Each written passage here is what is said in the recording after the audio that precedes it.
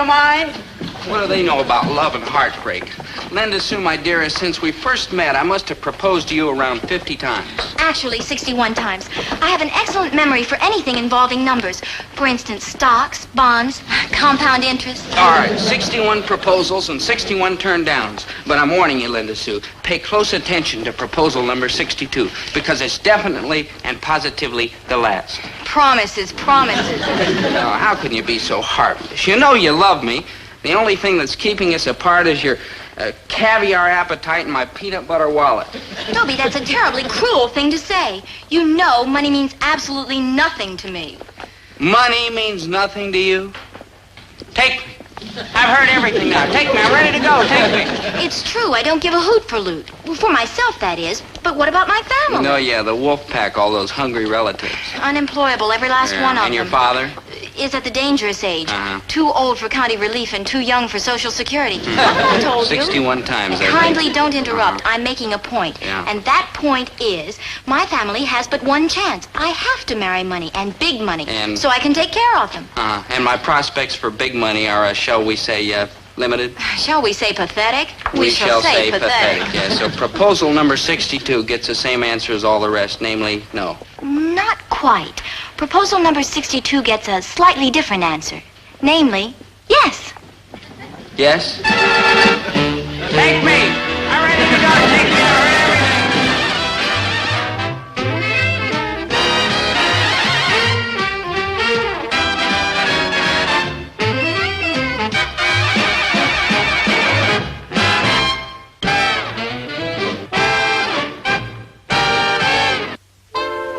Look at her. Linda Sue Faversham, the face of an angel, the body of a goddess, the soul of a cash register. But she had consented to marry me, broke, penniless, not to mention dimeless, quarterless, and dollarless. Me. That's why I had to ask myself, why? Why? Because I've got rocks in my head, that's why. Oh, no, Linda Sue, I intended. Dobie, I detest back talk. If I say I've got rocks in my head, I've got rocks in my head. You've got rocks in your head. Don't agree so fast. Forgive me, my betrothed. Rocks, loose connections, marbles. Something's got to be wrong with my head, or I wouldn't want to marry a loser like you for a nutty reason like love. Aha, then you are in love with me. Linda Hands Sue, off, Buster. Hey. Don't start acting like you own me just because I'm stuck on your wishy-washy face and personality and can't kick it. Careful, you'll turn my head with flattery. But now I don't have to kick it because I've finally found someone else to take care of my family. No. I'm referring to... Didn't I warn you about talking back? Oh, yes, I'm yes. referring to my... Who? Will you stop stuttering? It makes me nervous. Oh, yes. I am referring to my little sister, Amanda Jean. Amanda Jean, but she's just a knock-kneed little kid with pigtails. Correction, was a knock-kneed little kid with pigtails. For years, I've had that child warming up in the bullpen, and at last she's ready to take my place and pitch. Oh, that's impossible, Linda Sue. You're one of a kind. No one can take your place. Sounds fantastic, I'll admit. But, observe.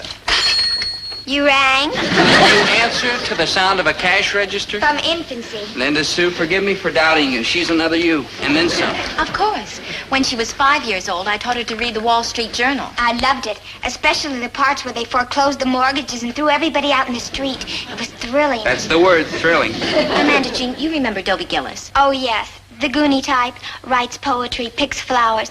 It'll be a miracle if he ever earns over $3,500 a year. A deadbeat and a waste of time. Drop him. See what I mean, Dobie? Until now, I was the sole hope of my family. This face, this hair, these teeth, this body.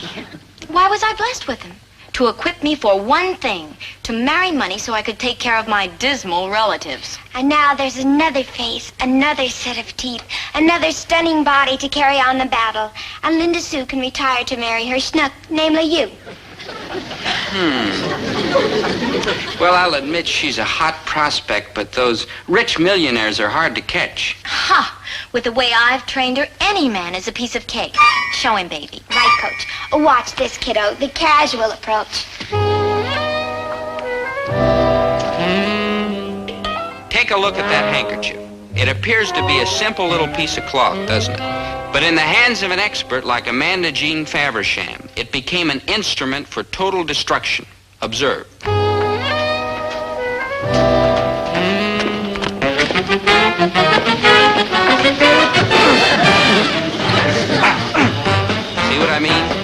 one lousy little handkerchief darn near started World War III. Would you believe it? Before this happened, those fellas were all friends. In fact, two of them are brothers, and the other is their cousin. And now they're trying to kill each other. It's disgusting. It's terrible. It's shameful. And if I was 5 years younger, I'd be right in there with them. Now, observe how Amanda Jean takes advantage of their weakness. Thank you. Do any of you sweet boys happen to be carrying a $50 bill? Well, then stop pestering me, you pikers, and flake off. Well, what do you think? Linda Sue, compared to her, you're Rebecca of Sunnybrook Farm. Little sister, I throw the flaming torch to you. Carry on the grasping tradition of the Faversham women so I can marry my true love. Unpromising Rick though he is. Have no fear, big sister. I shall care for our family if it takes every penny in my future husband's bank account. Bravo! Bravo. But watch out, Amanda Jean. Don't blow this whole deal by falling for some useless poetry-writing, flower-picking slob like I did. Never. Never. Never. Never will I leave you, my fair Amanda Jean. I will pick you roses, and they will smell so peachy keen. Written from the heart by Duncan Gillis, age 16. Dunky, every day and also night you're getting to be more like your cousin Dobe, no offense. Why should that be an offense? Cousin Dobie's a great American. Oh, no, kid, you got a lot to learn. A great American is like General MacArthur or Admiral Dewey or Captain Kangaroo. Great Americans don't hack around chasing chicks and reciting poetry like, you know, Happy Stringworth Woolfellow. Manny, that's Henry Wadsworth Longfellow. I wish Dobie was here right now. He'd tell me what to do about winning the love of my life, namely Amanda Jean. You met some chick and you ain't got to first base with her, huh? I haven't even got to turn it back. Yep, you're exactly like your cousin Dobe. I never even talked to her. I've just admired her from afar. When I see her, my hands get hot and I shake all over. My heart beats like a bongo drum. Me too. You felt that way about a girl? No, about a bongo drum. I just gotta get her and my life will be over. Hey, what are you staring at like he was a sick water buffalo? And oh, what a dumb-headed question. Where is she?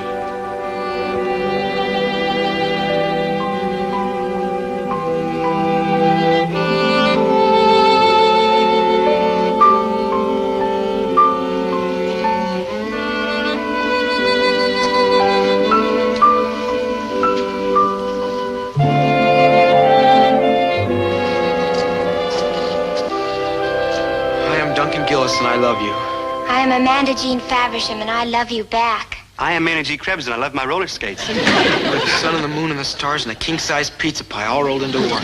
You're a jumbo hamburger and French A fries. chili con carne. You're strawberry shortcake. Just like Romeo and Juliet, the delicatessen scene. Gee, I can hardly wait to tell Dobie about the wonderful thing that's happened to me.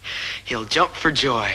That's great, Dunky. I feel like I want to jump for joy. I'm in love deeply, eternally, and passionately. And she's in love with me also deeply, eternally, and passionately. Her name's Amanda Jean Faversham.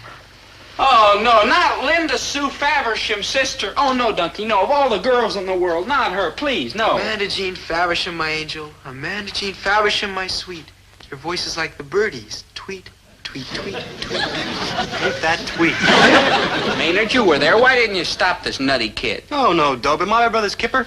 Maynard, that's Keeper, and I'm not going to let this rotten luck destroy the great love of my life. Dunky, you've got to give up Amanda Jean. She's poison. Yeah, listen to me. Dear beloved cousin, your friend, your advisor, your pal, whose socks you're wearing, also his new sports shirt. Dump Amanda Jean. She's a gold digger, a money grubber, a fortune hunter. She'll wreck your life. Dunky, speak to me. Get lost. Amanda Jean, my pigeon. Undying love I vow. I will be your faithful puppy dog. Bow, bow, wow, bow, wow. Maynard's fate's against me. What did I do to deserve such a miserable break? Ooh, I'm glad you asked. Remember that time I asked to borrow your roller skates? Never mind. Boy, I can just imagine what Linda Sue's gonna say when she hears about this. Drop dead, and that's just for openers. Linda Sue, my betrothed, you don't understand. Oh, I understand good, mister. You expect a couple of knockout women like my sister and me to tie up with a couple of no-account washouts like your cousin and you. Hey, Linda Sue. Yeah, Dope, she understands real good. Maynard, butt out. If my sister Amanda Jean is going to let our family go gurgling down the drain, then I've got to put myself back in the game. You mean? You bet I mean. I'm dumping you and your empty pockets and finding myself a rich millionaire with money. But Linda Sue, you love me. Love doesn't butter any parsnips, Buster. I'm heading for high-income territory. Yeah, Linda Sue, wait. You're very persuasive. You could talk your sister out of this mad love affair. I've tried everything. Logic, begging, pleading. A hammerlock? That, too. Also karate and judo, and nothing works. She's a harder hardhead than I am. So, it's goodbye, Dobie, my almost one. So wait.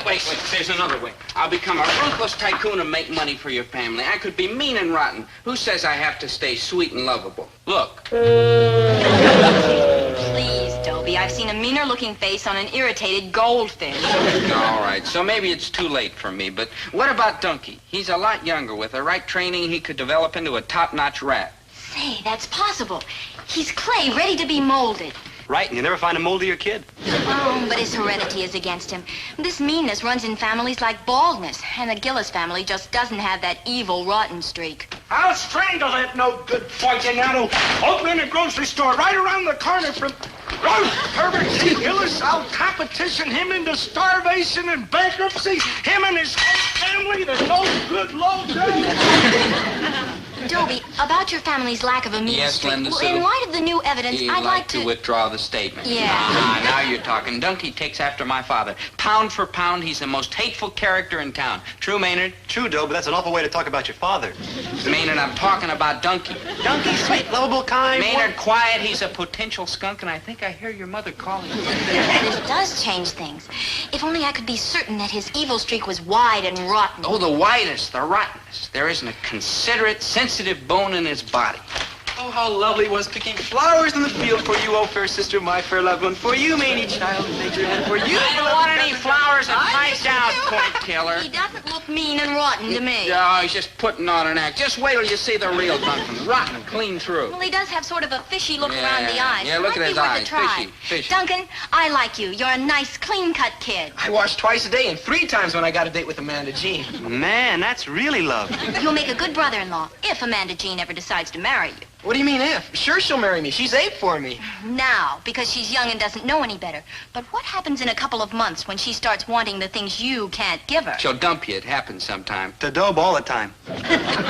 Amanda Jean wouldn't do that. On account of we dig the same things. Walking along the river, moonlight, my beautiful poetry. Just wait. You'll be walking along the river by moonlight, and along will come a fellow in a convertible with a fat bankroll. The next thing you know, a Dear John letter. Dear Duncan, it'll say. What happened to John? Dear Duncan, try not to hate me. I'll always think of you fondly, but the things I really want I can only get from Montague. Who's The Montague? fellow in the And after convertible. Montague John? will come Pierre, a rich European with a yacht. What happened to John? They can afford to buy Amanda Jean jewels and expensive gifts and show her good times. And what can you offer? Nothing. You're right. You're right. I won't let her go. What can I do to stop Montague and Pierre? What happened to John? Stop them by becoming richer than they are. You can do it, Duncan. Just learn to be tough, ruthless, aggressive. But I'm not that kind of fella. I'm sweet and lovable. You wouldn't want me to change, would you, Cousin Dobie?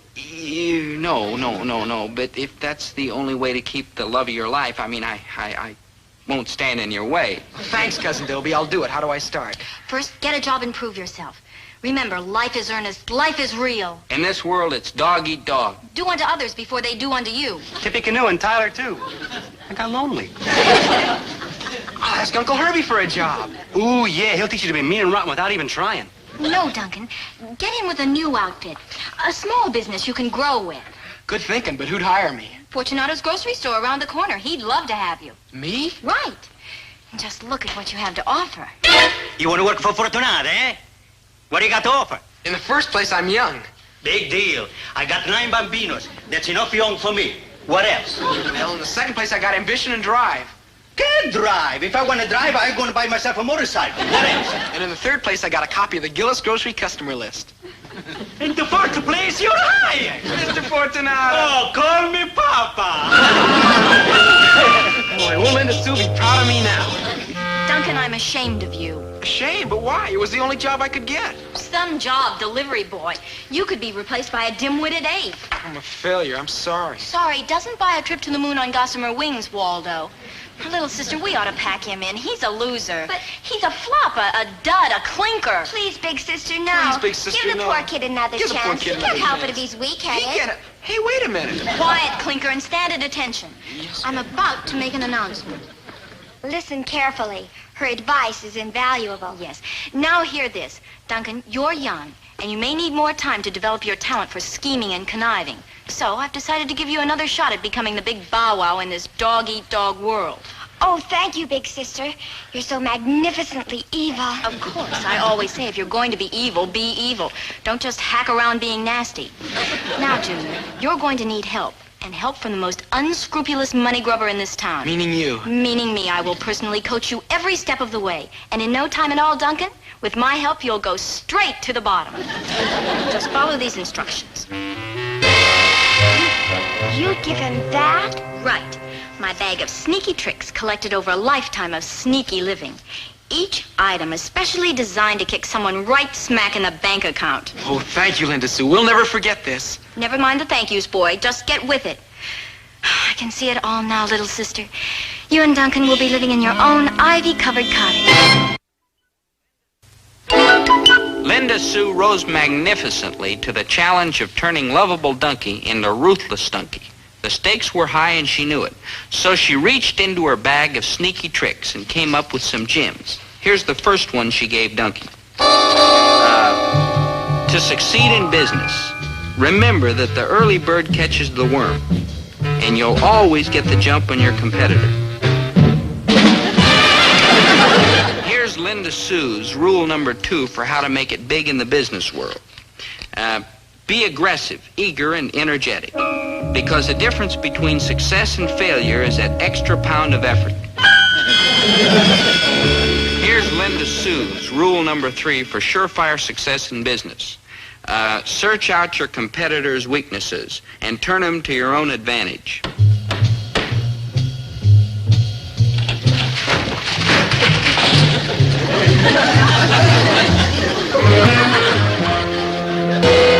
Here's a real doozer of a rule for success that Linda Sue thought up. Too much competition destroys free enterprise, so always be on the alert for a plan to eliminate your competitors and help save our way of life.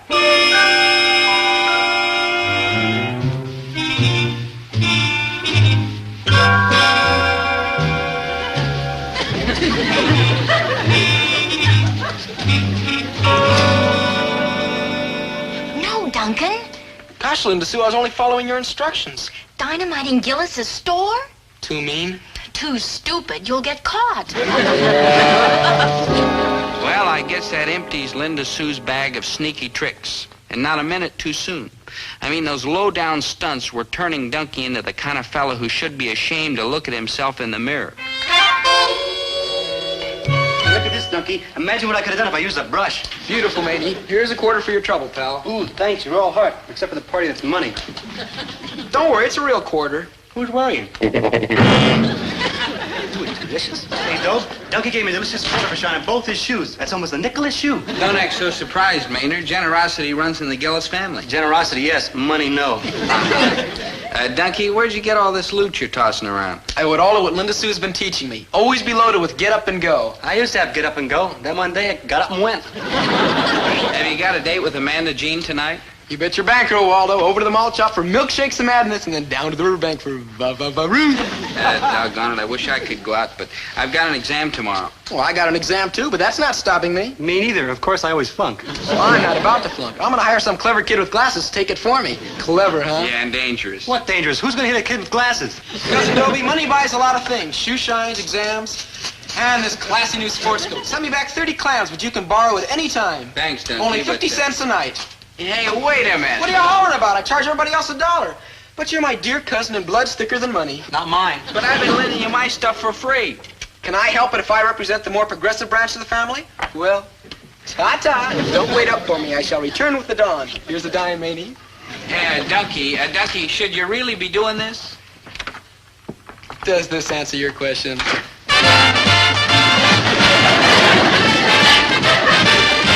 You know, Maynard, Dunky's a cute kid. Yeah, and if he gets any cuter, he'll be wearing a striped suit and banging on the bars with a tin cup. Yeah. That's ridiculous. No, that's Alcatraz. Delicious. Though a dime's a bit smaller than a quarter. You know, Maynard, it just occurred to me, with very little encouragement, Dunky could become a first-rate crook. What's that? Termites. Coming from downstairs in the store. Well, termites gotta eat too, you know. After all, they're only human. What are you building, Dad? Nothing, knothead. A nothing knothead, man. You don't hardly see them no more. 25 years. 25 years of the best years of my life in this store, and now it's gone. All gone. Dad, when did you decide to retire from the grocery business? Retired. There's a kindly word for a broken down old man who's standing with one foot in bankruptcy and the other in his soup kitchen. Dad? Oh, I'm throwing in the towel, son. I see the handwriting on the wall. Oh, I read it real clean, and it says, it's his Herbert T. Gillis, First Sergeant, WW2, and farmer, successful independent retail grocer. No, it don't. It says sauerkraut, 2 jars for 49 cents. Forget about me, son.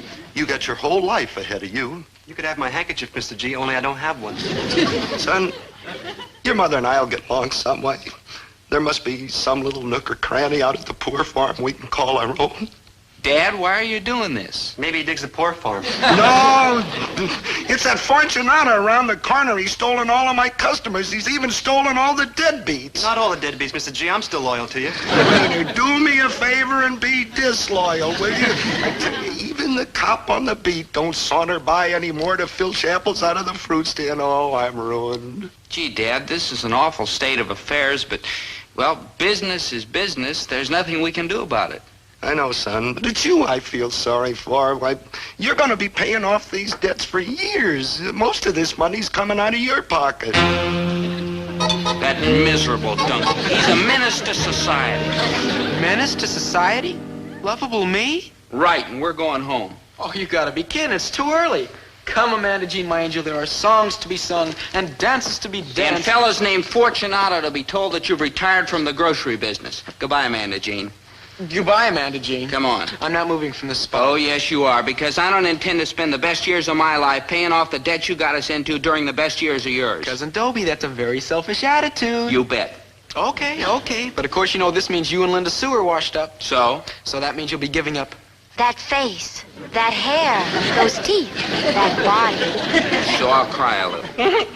All right, so I'll cry a lot, but I've got no other choice. Poor Dad's losing the store. Dobie, do you realize you're giving up this I face, know. this hair, We just went through that. and you're determined to pursue this madness? Yes, Linda Sue, I have to do it, and you can call me foolish. Hi, foolish. Then it's goodbye, Dobie. Goodbye, Linda Sue. You realize I have no choice, don't you? I mean, my family of hopeless derelicts has put me in this miserable spot. I understand, my dearest.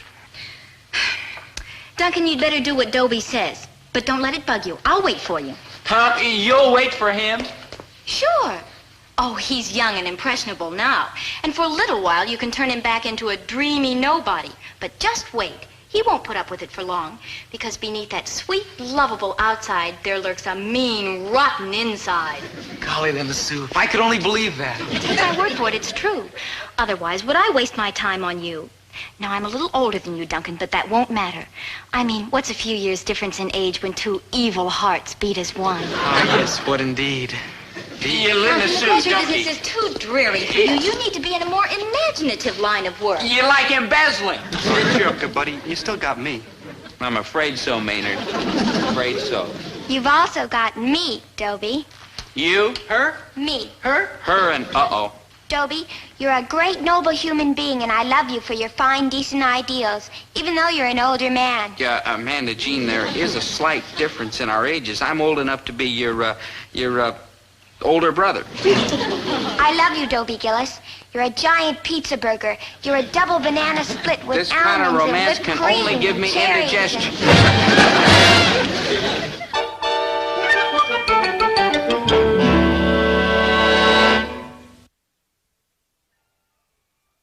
Duncan, you are my brother's son, my own flesh and blood. I can't stay mad at you. I guess And not. just to prove I mean what I say, anything I've got is yours. No kidding. You feel like a piece of fruit, take a piece of fruit. You feel like you want a can of soup sometime, take a can of soup. Around here, we share everything. Wow. Including the work. Start sharing the broom.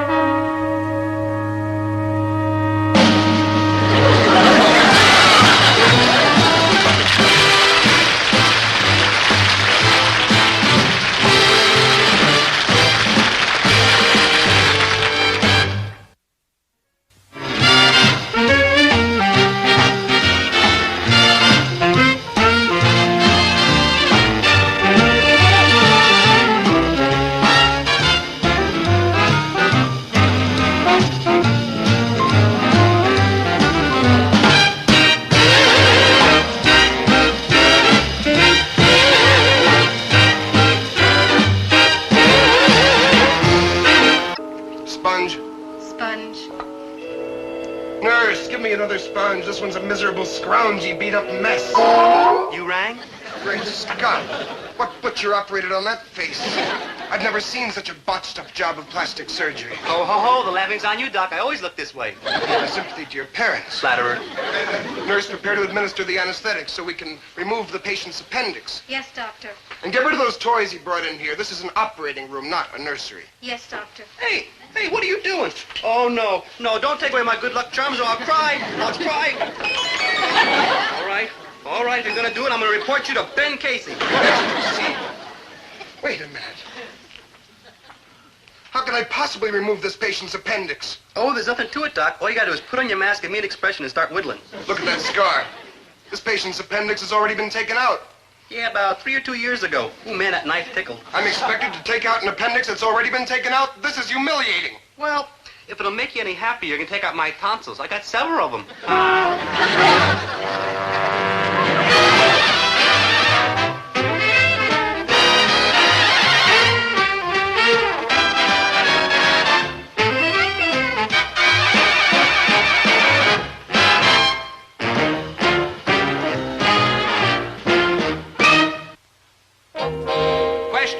Why was my friend Maynard G. Krebs getting operated on to remove an appendix that had already been removed?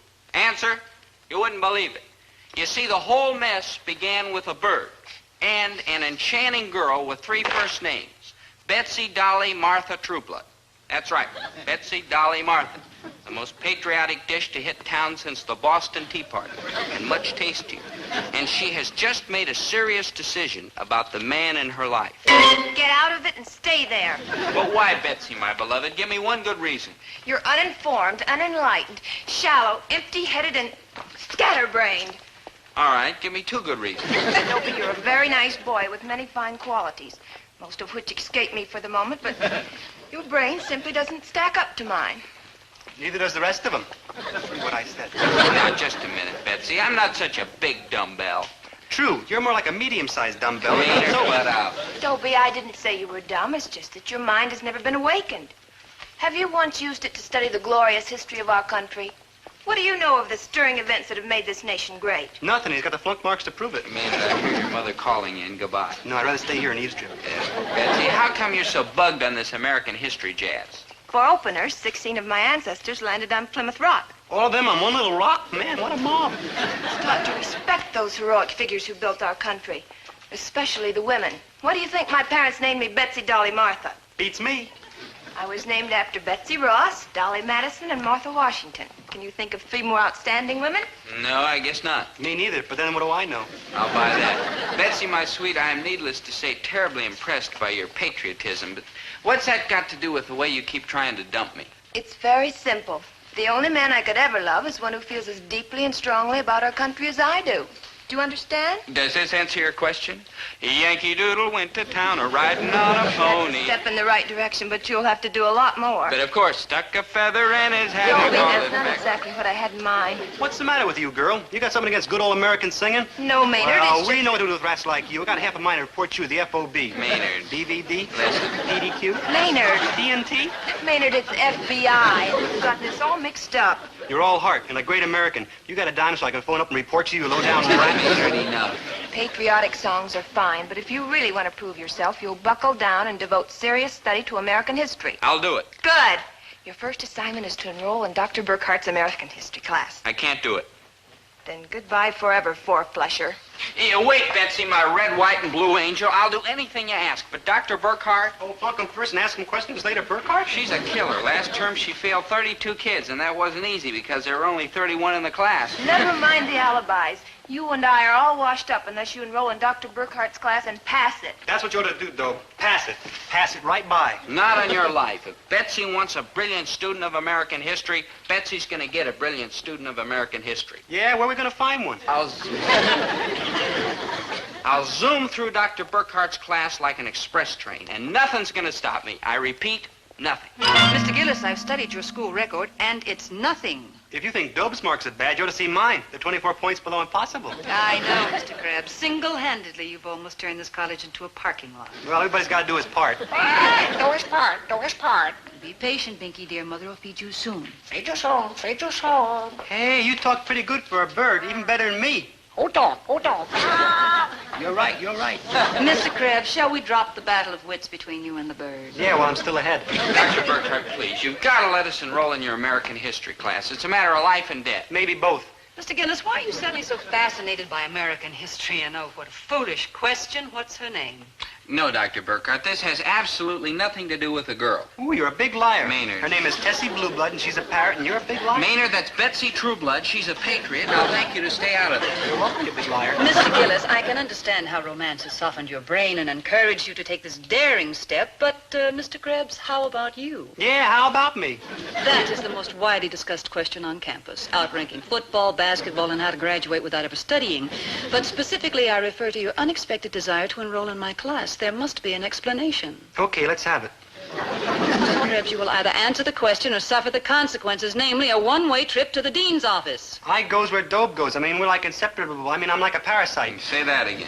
I goes where Dobe goes. I mean, we're Never like... mind. Oh, boys, I'm dead sure I'm going to hate myself for this, but I'm going to give you a chance. Now, I know that I have a reputation for being, shall we say, strict and severe? Shall we say mean and rotten? I think you're talking. Well, I'm going to show you that I'm not so bad as they say. You couldn't be. Mr. Krebs, what I'm going to do is give you a special entrance exam. Now, if you pass it, I will accept you in my class. Oh, thank you, Dr. Burkhart. Thank you. You're a great American, Dr. B, like Abraham Lincoln or Dick Tracy. Please, Mr. Krebs, a simple thank you will be sufficient. And don't be so hasty. I merely said that I would give you the exam. Oh, good. You still have to pass it. Oh, bad.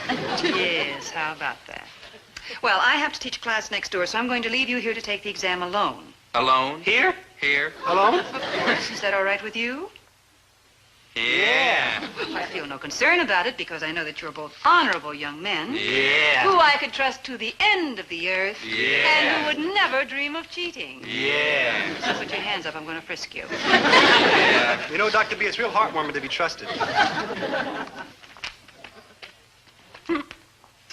Except for this petrified frog, you're clean. And then you're going to leave us alone to take the exam? Why not? The textbooks have been removed from the shelves. The telephone is disconnected. The lock on the door is unbreakable. And you will be in Flunksville before me. Ta-ta, students. Don't take any wooden answers.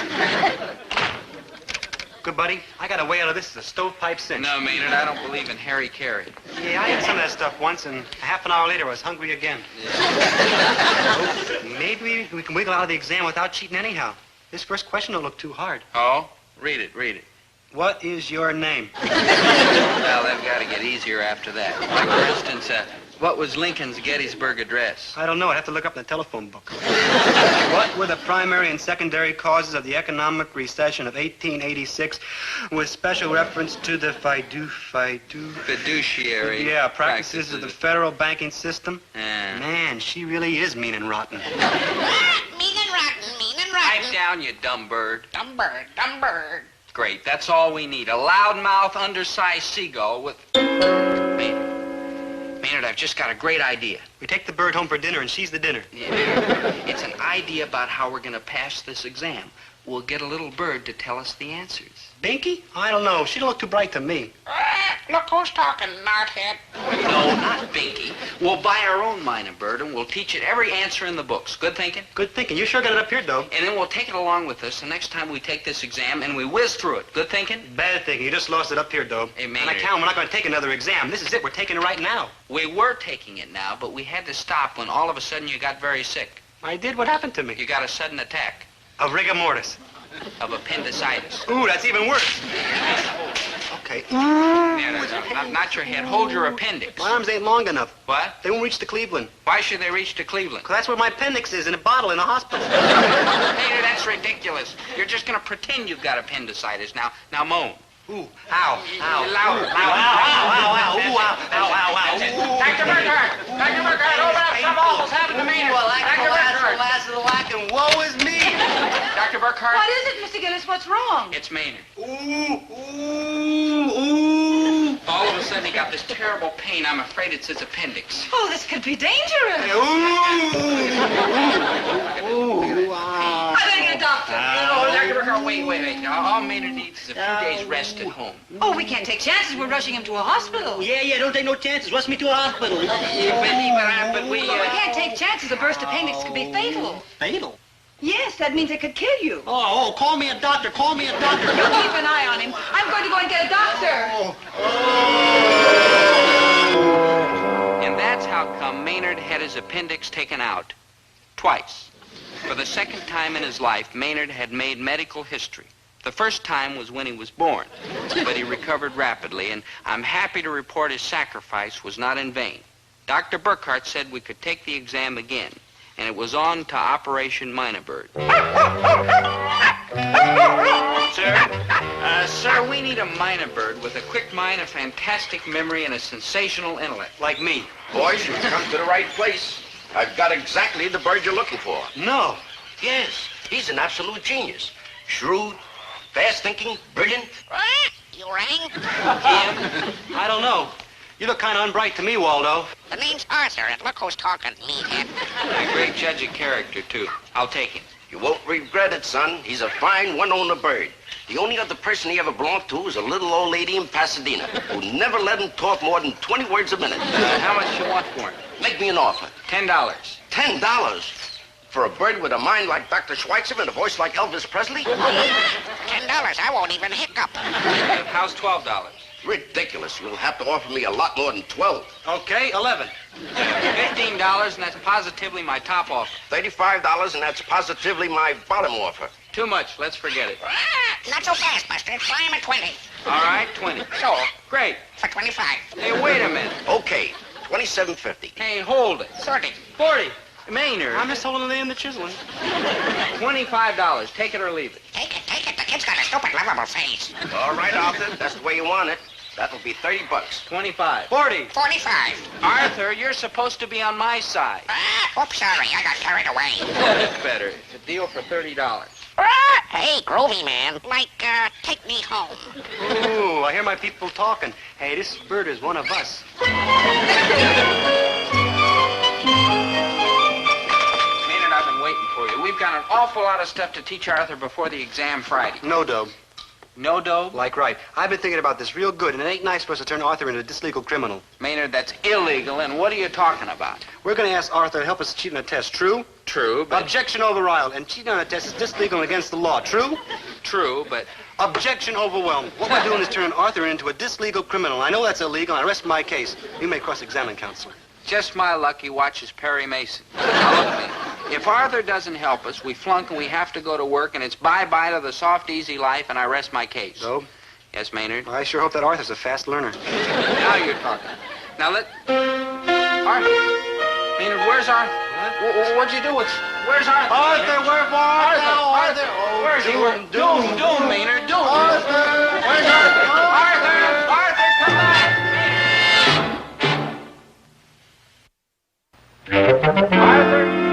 Arthur, come back! Arthur, come back! Hey, Arthur, come back. We'll give you whatever you want to eat for your little tummy. I mean, cheeseburgers and malts and popcorn. Hey, Arthur! Hey, Dobe, I just remembered Arthur ain't lost. He's coming over by wing. Hello? Yeah, he didn't want to come when I came. He's sitting there watching TV. Maynard, that's ridiculous. No, that's television. He was just sitting right I there. mean he'll get lost. No, don't worry, Dobe. Don't fetch your skull. I'll just give my super secret whistle.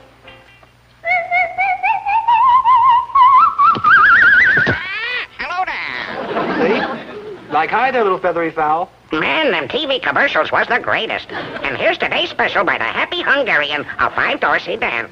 Knock off the floor show, Arthur. You've got to learn these answers. Now listen carefully. Thomas Jefferson, our third president, 1743 to 1826, wrote Declaration of Independence. Arthur, take it. Thomas Jefferson, third president, 1743 to 1826, wrote Declaration of Independence. Arthur, take it. Not that part of it. Authorized Louisiana Purchase, 1803. Louisiana Purchase, 1803. Built University of Virginia, 1819. University of Virginia, 1819. Perfect. Maynard, you hear that? What a brain. Oh, I'd be that smart if all I had to do was scoot around all day and collect worms. Come to think of it, I did it for 3 weeks. My head still wasn't too smart. Quiet, lunkhead. You, other lunkhead. Next question. James Monroe, fifth president, 1758 to 1831. Hey, Dobe, dig this commercial. Hurry, hurry. Nice, clean, used cars. Some with engines.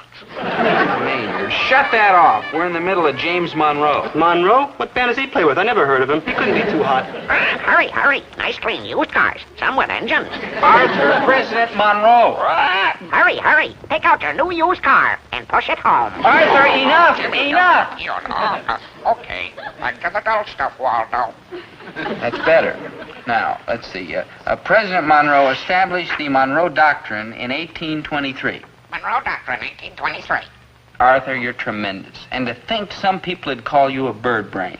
You rang? It's not now, Maynard. You know something, Arthur? Between you and me and your memory, Betsy's a cinch to look deep into my loving, patriotic eyes and say, Dobie Gillis, you are a great American. Dobie Gillis, you're a good-for-nothing bum. Yeah, me, soaked in history, star-spangled me a bum. Surely you jest. Don't bet on it, mister. You say you're going to zip right through Dr. Burkhart's exam tomorrow. But are you home studying? No. You're here whispering sweet, non-political nothings in my ear, and that means you're going to flunk and we're through. Oh, have no fear, my pet. All the essential facts have been memorized and stored away in the proper place. Are you sure, Dobie? Sometimes you think you know something, and all of a sudden it just seems to fly away. He wouldn't dare. Well, I just know I'll do brilliantly on that exam. Like a wise old owl, huh? Well, not exactly an owl, but you're in the right family. I've got my fingers crossed for you, Dobie Dumpling. When you come through with a top-notch grade, I'll want to sing like a bird. Who won't, my pet? Dobie, you're so sure and confident. Is it because you've developed some marvelous new technique for passing that exam? No, it's nothing that sensational, my sweet. All I'm going to do is wing it. Just wing it. Dobie, passing that exam is going to be such a feather in your cap. Down through the years, the American college student, clever fellow that he is, has found all sorts of ingenious ways to cheat on exams. He's used crib notes, written clues in his shirt cuffs, even hidden tape recordings in his earmuffs. But today, Maynard G. Krebs and I are about to make cheating history. We've found a method that is, if you'll excuse the expression, strictly for the birds. But there's still one big stumbling block, namely Dr. Burkhart. What will she say when we show up for the exam with Arthur hovering over us? I mean, you've seen how rough and mean and hard-hearted she is. It's a baby, wavy, birdie, wordy. Isn't you a lammy, Livy? I like Sue. I love Sue. I may be sick, Maynard. Dr. Burkhart, when we saw your beautiful binky, we fell in love with minor birds, so we ran right out to get one of our own. Well, I may have misjudged you boys. Anyone who loves minor birds can't be all bad. Oh, we're crazy about him. Oh, wadey, wadey, oody, woody, woody, woody, woody. I'm going to be sick. I'm going to be sick. I'm going to be sick. Ditto, ditto, ditto. Dr. Burkhart, when we leave Arthur alone, he suffers something awful, so we thought you wouldn't mind if we brought him along. Not only that, if we didn't bring him, we'd flunk. What? Yeah, Maynard means if we left him home, we'd be worried and miserable. No, Dobe, I didn't mean... Well, let's say we get started with the exam. Dr. Burkhart, we're ready. All three of us. 3? Yeah, you know Maynard, he doesn't count too good. Well, shall we begin? Good, we shall begin, huh? Boys, I want you to know that I'm rooting for you to make good. Fighting against odds like this shows a true spirit of independence. Independence Declaration, 1777. Arthur, pipe down. Written by Thomas Jefferson. What was that, Arthur? No, it was an echo. Can't you tell? Hello? Hello? Like I! Like I! Oh, Mr. Krebs, simmer down. Apparently, Arthur picked up a few words by hearing you boys study. Yeah, very few words. And we don't talk too much, especially me. Well, it's getting late. We'd better start the exam. All right, boys, assume the position. You boys realize that this is merely a formality because by now I know the true characters. Uh-oh. Well, good luck, Mr. Krebs, Mr. Gillis. I'll be next door teaching my class, but I'm sure that I can trust you so I won't have to keep checking on you like a peeping Tom. Tom Jefferson, 3rd President of the United States. Good old Arthur. He's more fun than a barrel. Oh, you're so sweet and cuddly, Arthur, aren't you? Attaboy, Arthur. I like a bird with spirit. Yeah, he's got spirit. Now I got a fistful of short fingers.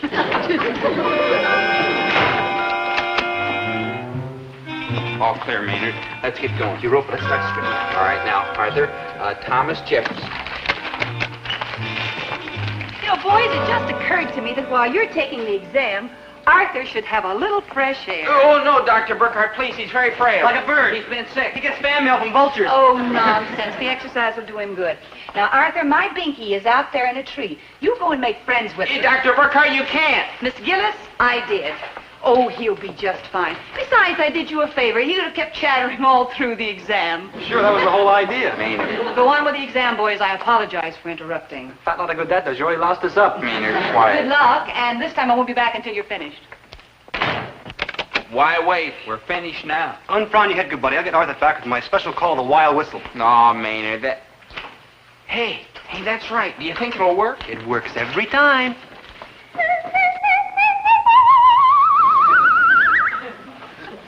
Except when it don't. Yeah. Hey, Maynard, look. Ooh, hey, welcome to Peoplesville. Hi, little cottonhead. What's down at the rabbit hutch? Maynard, get Arthur. Oh, sorry, Bugs. Wrong whistle. There you go.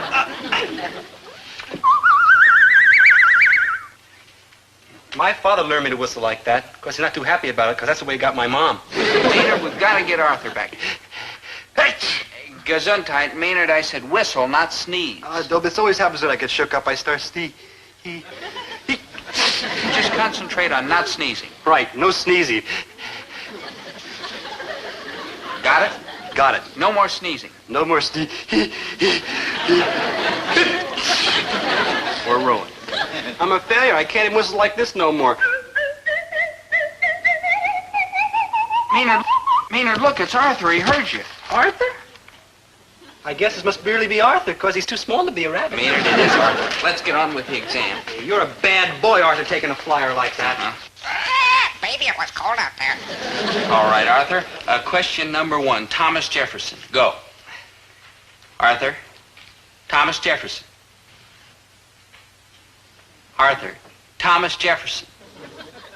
Arthur, you better start talking or you're going to end up as a New England boiled dinner. Nice birdie. Oogie boogie, inky dinky.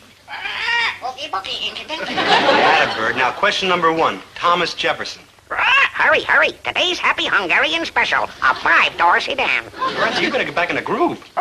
Hey, groovy man. Arthur, stop being a smart aleck. Hurry, hurry, hurry. Nice, clean, used cars. Some with engines. All right, Arthur, enough is too much. Hurry, hurry, hurry. Pick out your new used car and push it home. Maynard, we're going to miss Arthur around here, aren't we? Like, true, he sure was a nice bird, wasn't he? Hey, fellas. You what, Arthur? Bye. No, that little monster's ruined my life. Now I'll never win the girl of my dreams. Oh, stop worrying with that girl of my dreams. Girl of my dreams. Never mind the smart remarks. My heart's broken. I'm doomed to misery. Doomed to misery. Doomed to misery. Oh! Maynard, you've been hanging around that rotten bird so much you're starting to act like it. Oh, what a lousy break. Not even one answer about Thomas Jefferson. Thomas Jefferson, second president, 1741 to 1827. Arthur, you come... Served as president 1840, 1811. Wrote the Bill of Rights. Louisiana Purchase, 1809. Built the University of Virginia, 1835. Famous also as general and military leader.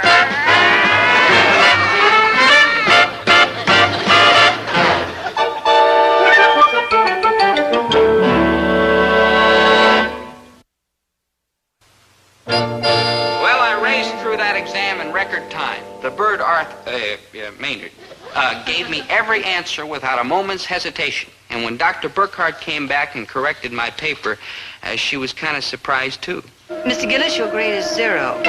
Why did I get a 0, you ask? Well, you didn't ask, but I'm going to tell you anyway. The answer's very simple, I say. I depended too much on a very simple bird, namely Maynard. He gave me all the answers, and all of them were wrong. When Maynard found out that he'd fouled me up good, he naturally took it pretty hard. Hey, that's rich. Ooh, man, is that rich?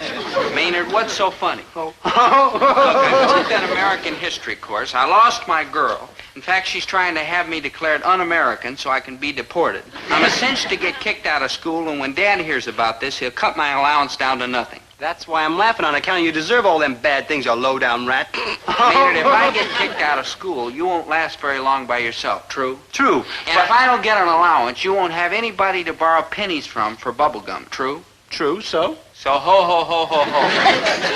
So, yes, Maynard? Always remember, us two low-down rats always got each other. I'm afraid so, Maynard. I'm afraid so.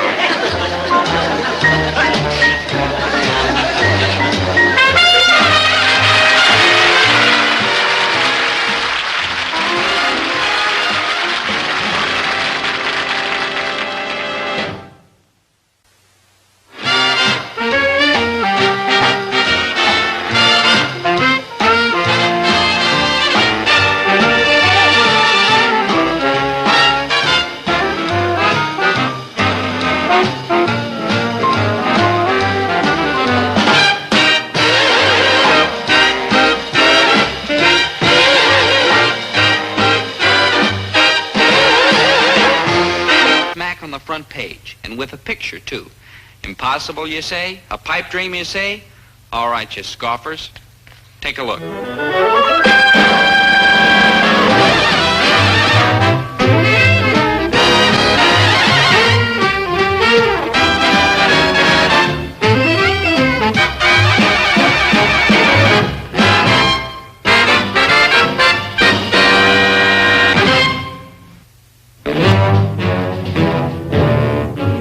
I showed you this, but wait, there's more. Take a look at this. That's Dad, also held for murder. Considering we don't employ a press agent, it was a pretty big day for the Gillis family. In fact, a very big day. Look here. Yes, I've seen this boy. He's my cousin, Duncan Gillis. Dunky for short. He lives with us. Let me explain. His father, my Uncle Tim, is my father's brother. Uncle Tim's an oil geologist. He goes all over the world looking for oil. A while back, he had to go to Borneo, so he asked us if he could leave Dunky at our house. We made a terrible mistake. We said yes. The last time I saw this boy was just 3 days ago, in a very characteristic pose. Dunky. Hi, Uncle Herbie. And hi to you too, Dunky. And how would you like to wind up with a fistful of nubs? Gee, Uncle Herbie, what a way to treat your own flesh and blood nephew. That's nothing. You ought to see the way he treats his own flesh and blood son. Since 1942, Dobe's got a total of 60 cents out of him, and that includes Christmases. Yeah, well, somebody better watch the pennies and do the work around here. It's going to be goodbye grocery store, hello poorhouse. And speaking of work, how about you guys chipping in and helping me stash this beef in the freezer? I got a whole load in the truck. Work? But, Uncle Herbie, I'm but an underage child. I'd like to help you, Mr. G, but you know what happens when I work? No, Maynard, I do not know what happens when you work because I ain't never seen you do no work. It's terrible scary. I get them terrible head noises. Yeah, well, you're both going to get some terrible head noises right now. Out, out, out, out, out. Come, Dunky, let us resume our game of bridge. And remember, it's my turn to walk across you. Right. Hi, Dad. Just been down to the post office to pick up the mail. Oh, what is it, boy? Are you equipped with some kind of radar or something? You can disappear every time a heavy load shows up? Oh, here, Dad. Here. Thank you. For a minute there, I thought you'd become a no-good loafer. Can you ever forget me? Hey, hold this thing open. What are you, a homicidal maniac or something? A guy can freeze to death in there. Oh, there's got to be a curse on me. Sorry, Dad, sorry. Dear Dobie, the genuine gold locket you gave me turned green and goodbye, failure. Well, maybe someday you can give her a genuine green locket that'll turn gold. Someday is right. Be optimistic, boy. Where'll I get this dough from you? I said be optimistic, not hysterical. Hey, what's that fancy envelope with all the goofy stamps on it? It's for you, Dad, from Borneo, Uncle Tim. You think maybe he's coming back to take Dunky off my hands? And what a stupid question. I am probably stuck with that kid for the rest of my life, or even longer. Dear brother Herb, it looks like I'm going to be here in Borneo digging for oil longer than I thought, for at least the next 2 years. Oh, with that kid in my hair, in the next 2 years, I'll be 6 feet under and bald besides. However, dear brother, since I know you will continue to treat my beloved child with kindness, sympathy, and tender loving care, I insist that you let me give you some token of my appreciation. Love to Walt Hill. What insist? Give me the token. I'll take it. I'll take it. Dad, what do you think he's going to give us? Well, son, he is out there digging for oil wells, not angleworms. What do you think he's going to give us? Angleworms? Oil wells, boy, oil wells. Why to a big operator like Uncle Tim, one oil well don't mean that. You mean an entire oil well? I mean an entire bunch of oil wells, boy. Why, we're going to be up to our money belts in oil wells. Uncle Herbie, is it okay if I have $2 to take a chick to the movies? You can take a couple of vegetable ears to bed with. Dad, use your head. Don't you remember what Uncle Tim said? Treat Dunky with sympathy, kindness, tender, loving care. You want to blow 3 oil wells? You're right, boy. Yeah. Dunky! Dad. Oh! Help yourself. There's the cash register. Take as much as you like. What's mine is yours. Blood is thicker than water. Dig in, sweetie pie.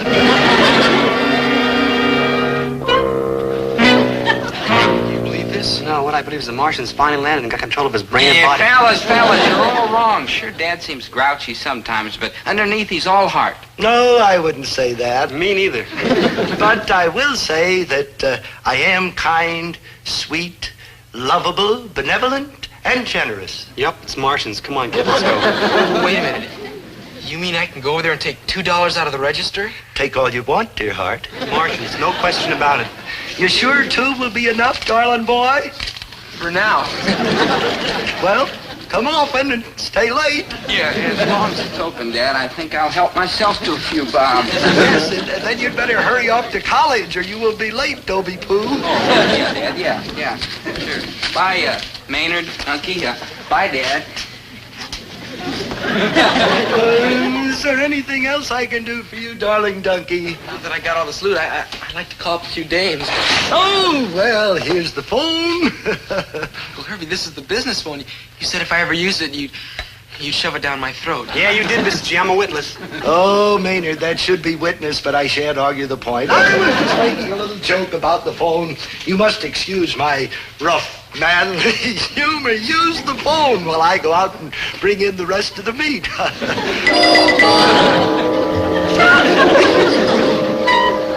You know, I like him better as a Martian.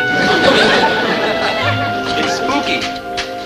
Maynard, dear, do you think you could come over here and open the freezer door for me while I stash the meat? And be sure to hold it open, because if you let it close on me, there's a good chance I could freeze to death. You want me to open the freezer door and let you in, and then hold it open until you come out? Yeah, you think you could do that? I don't know, Mrs. G. That's an awful lot of things to remember. Donkey, dear, could you open the freezer door for your Uncle Herbie? Sure, Uncle Herbie. I'll make these calls later. Oh, perish the thought. I wouldn't deny you to those lovely young things who think you so irresistible. Just come over here and make the telephone call with one hand and hold the door open with the other. That's all you... Oh, hi, Clarissa. This is Dobie Gillis. Yeah, Dobie's cousin. No, Donkey with a U. No, Dobie with a B. Met at the mall shop, remember? Sure you do. Sure she does. Do your imitation of a chicken you did the other night. That'll refresh her memory. Good thinking, Mania. I'm the one who did that clever imitation of a chicken. But listen. I also like lions and elephants. He also does giraffes. Not easy because they don't make no noise. Say, would you like to go to a movie tonight? And afterwards out for some chow, and then I'll do a few hundred imitations for you? Wild! Clarissa, you're a great American. Well, what time do we pick her up? A couple hours. Oh, we better hurry. I gotta stop by my house to feed my lizard.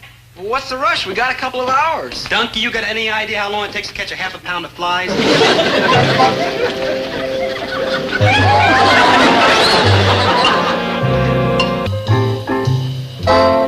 That sends chills up and down my spine.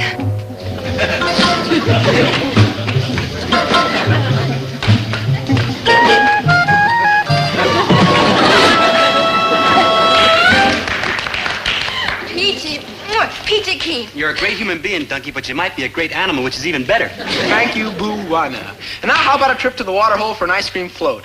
You want to go back to the mall shop again? Why, that's 4 times so far, plus the movie. Donkey, where's all this money coming from? Uncle Herbie. You're joshing. No, it's true. Herbert T. Stingy sprung for the whole party. I just can't believe Mr. Gillis would do anything so generous. No offense. I mean, he's such a cold man. Cold? Did you say cold? Is that what you said? Herbert T. Gillis is a cold man. Don't you agree? Herbert T. Gillis ain't just cold. He's frozen. A human popsicle is what he is. What are you two talking about? Oh, nothing. Just we left Uncle Herbie back in the store, locked in the freezer. What are you two just sitting there for? I mean, hurry up. You might be trying to say something. If anybody asks which way we went, tell them we went north to Mexico. Mexico is south. Thinking all the time.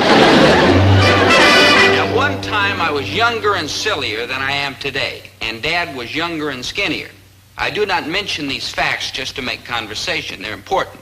When I was younger and sillier, I used to lock Dad in the freezer occasionally, like 2-3 times a week, by accident, of course. Finally, as a life-saving measure, Dad had a trap door cut in the back of the freezer. Just a skinny trap door for a skinny trapped grocer. But times have changed, and when Cousin Donkey locked him in the freezer, he found that it wasn't quite so easy to squeeze through the trap door. So he sucked in his stomach, and he squirmed and squinched and wriggled and wiggled, and finally he made it. So that's how come my father, Herbert T. Gillis, missed his chance to become what you might call one of the frozen people. But his heartwarming escape was something Dunky and Maynard didn't know anything about. Uncle Herbie? Hey, Mr. G! Where are you? Mr. G, it's me, Maynard G. Krebs, your old buddy. Mr. G. No, I can't do it. I can't face it. Me neither. Let's send him a wire. Maynard, you do it for me. Go in there for me, your old pal. Okay, okay. He's probably too stiff to belt me anyway. Mr. G? Hey, Mr. G, where are you? Mr. G, speak to me.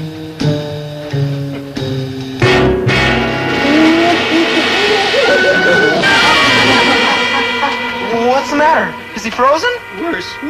Oh, I can't stand it. Let me see. No, don't look. Avert your eyes. Oh, he defrosted right down the drain. Defrosted? Yeah, oh, poor Mr. G. Oh, black day. Oh, 1,000 pardons, you puddle ship. Oh, we're doomed. Give me the mop. The mop? What for? The least we can do is give him a decent burial. Maynard, never mind that. Let's get out of here.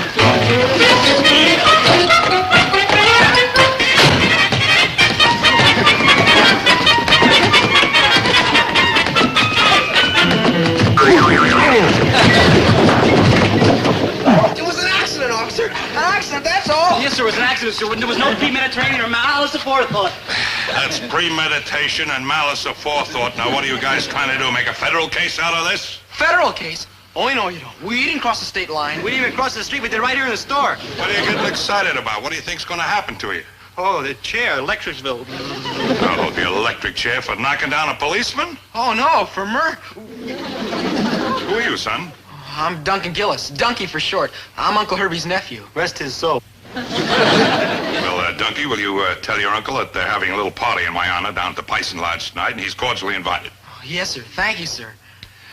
I won't be pounding a beat anymore. They're promoting me. And you deserve it, sir. Bless them big, flat feet. I deserve it. Imagine wasting me on a beat. I should have been in homicide years ago.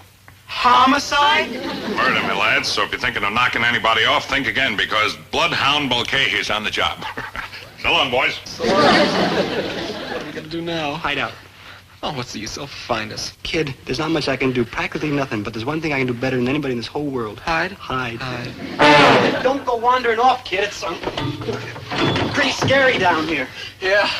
Say, where are we anyhow? It's a tunnel for the heat pipes. It runs under the whole S. Peter Pryor College. Mamie, only a great hider like you could have found such a great hiding place. Oh, it's fair, son. Fair. I seen better. Once I had a place where I hid it for 47 days. That's almost a month. 47 days before they found you? What found? Who looks? That's why I'm such a great hider. Nobody ever comes to look for me. That's the beauty of this hiding place. You know where that ladder leads to? To the home economics class. And that's where them girls cook cakes all day long. And then at night, we sneak out and eat them. Cakes? Every night, honest? Yeah, with frosting yet. Come on, kid. Let's go. Lead on, my leader.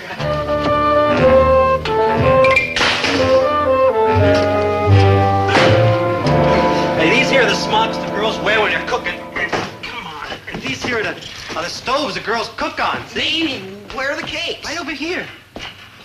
Oh, crikey. Look at the assortment. Angel food, devil's food, marble cake, spice cake, fruit cake. Which one should I take? It don't matter, miss. They all kind of taste the same.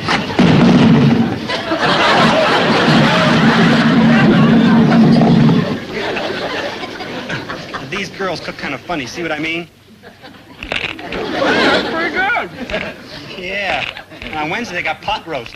Yeah? What's it taste like? Like the cake. How long do you think we can hide out here? How about forever?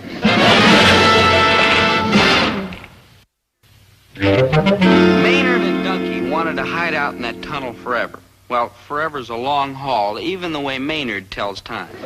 But as long as he and Dunky kept hiding out in that cold tunnel, Dad and I were in hot water. I mean, once Officer Mulcahy got out of that blue uniform and put on his homicide outfit, he started coming up with some very peculiar ideas. Sergeant, you can't seriously be accusing us, lovable us, sweet, decent us, of murder. Let me ask you this. Where's Dunky? In school. In school and at the movies at the same time, huh?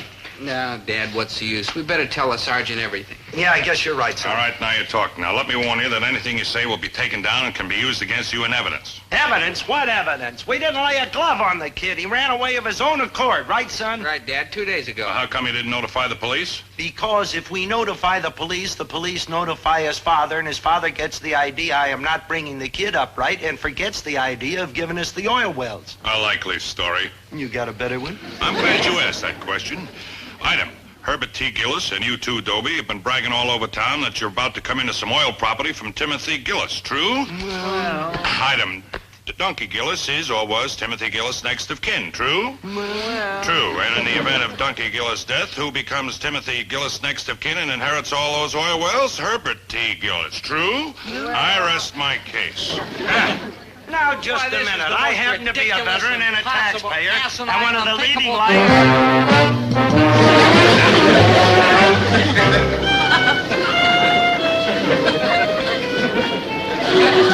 So now you know how I realized my boyhood ambition to get my name and picture in the paper. Oh, we got out of jail by raising bail. To get the money, Dad mortgaged the store, the truck, and Mom's genuine imitation fur coat. But unless Donkey showed up, and soon, we were cinched to be right back behind bars. That's when fate, bless its little heart, stepped in. Well, not exactly fate. What stepped in to save us from the hot seat was a cold wave.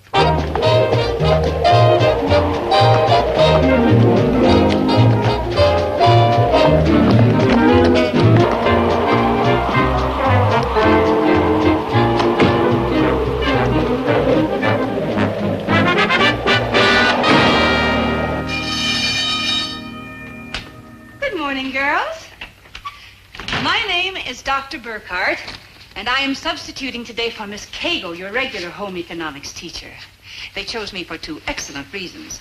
First, because I have degrees in anthropology and Middle English literature, which naturally makes me an expert on cooking. Second, because during this terrible cold wave, I am the only member of the faculty who has not come down with double pneumonia. Single pneumonia? Yes.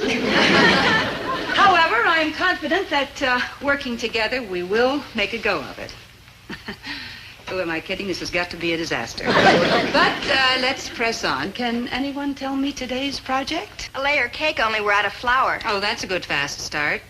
What's the procedure when we're out of flour? Well, Miss Cagle usually calls Gillis's groceries, but she's not here, and Mr. Gillis is in jail. Oh, but according to the newspapers, Mr. Gillis is out on bail. Why don't you call him, there's a good girl, and have him bring over a sack of flour immediately? Ooh, this place is ice cold. Would you girls join me in a little Fahrenheit? Maintenance? This is home economics. Could we have some heat up here right away, please? The room is ice cold. Sir, I am not unsympathetic with your budget, but unless you send us some heat this minute, I intend to give you a real budget problem because I'm going to burn the tables, the books. Oh, thank you. I knew you'd see it my way. Ladies, warmth is on the way. All right, my queens of the kitchen, let us proceed. What do you say we milk the butter for our shortening? And you have just heard my entire repertoire of little cooking hints.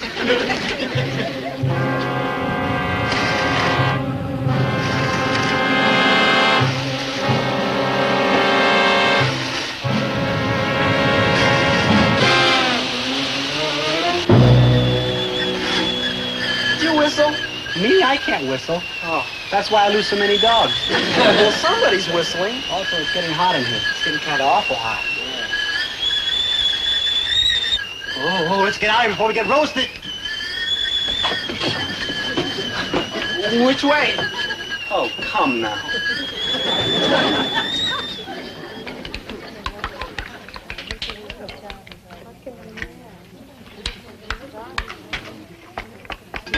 Now what? Now we head for Outsidesville. You know, we got waiting for us when we get to Outsidesville. Copsville? Copsville. I just had another brilliant idea, namely Insidesville. We stay here? Good thinking. You sure got it up there, kid. Quick, Operation Disguiseville. Let's go. Oh, one moment, girls, while I bone up on this recipe. Mamie, this is nuts. That teacher's gonna recognize us. Not her, not a chance. That's Dr. Burkhart. She don't see too well. So why don't you wear glasses? I'll tell you why, because she's still looking for a husband. Poor old thing, she's 35 years old and still hoping. Poor old thing. Hey, listen to you, kid. Chicks might get old, but they never give up trying. Okay, now, let's go. All right, girls, take your places. We're about to begin. See what I tell you, blind as a bat. All right, my young homemakers, and I use the term loosely, let us proceed.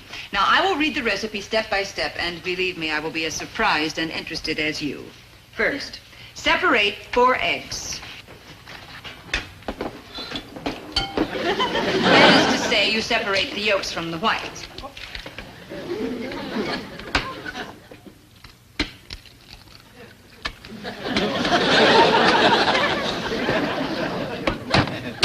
Now add half a cup of butter.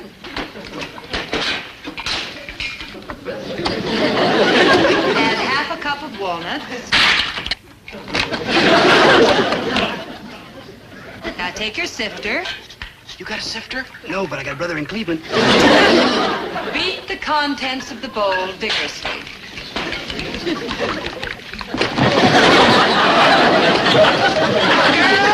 Girls! That is enough horseplay. Now, pop into oven. Would you mind repeating that? I said pop into oven.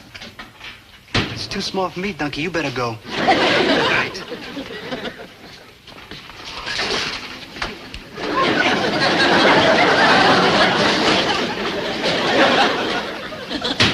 Set the oven at 325.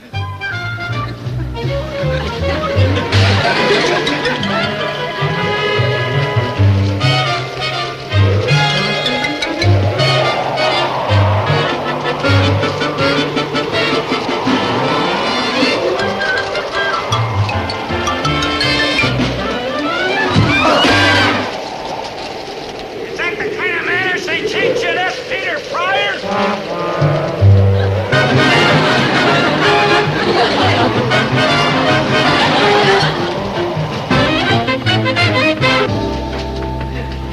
And who, sir, might you be? Well, I might be Marcel Marceau, but I ain't. Mr. G! Mayor!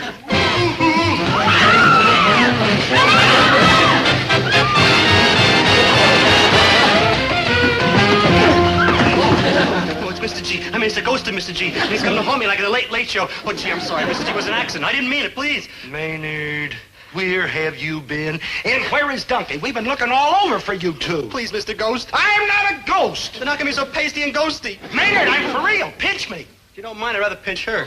Or her. You are growing up, Maynard, but later. Now, go on, pinch me. See there? Pinch. Go on, I'm for real. Pinch me. Go on, pinch. Pinch. Now, where's Duncan? Oh, no, I ain't squealing. Donkey who? You know who. Oh, what are you going to do to him? What would I do to my beloved nephew, Donkey? Donkey who? Maynard, you're going to throw me back in jail. Donkey who? Excuse me, do you smell something burning? Donkey who? Over here, Dr. Burkhardt.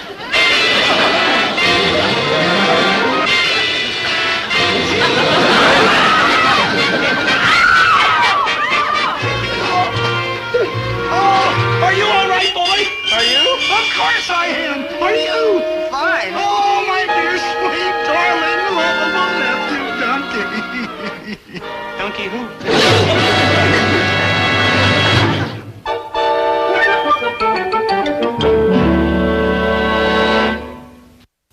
Well, here it is. The windfall, the letter from my brother Timothy. And I want to say right here and now that all of the wonderful things I have done for Duncan, I have done out of the goodness of my heart, with no thought whatsoever for the few lousy little oil wells his father's going to give me for taking such kind and loving care of his son. Mr. G, ain't that envelope awful small to hold an oil well? No, Maynard. What Uncle Tim is sending, Dad, are stock certificates for the oil wells. Son, don't try to explain it to him. Anybody who is such a lame brain that he can't get it through his head that you cannot send oil in a letter. For joy, what an age we live in. anyway. Much better than pen. Also the lips.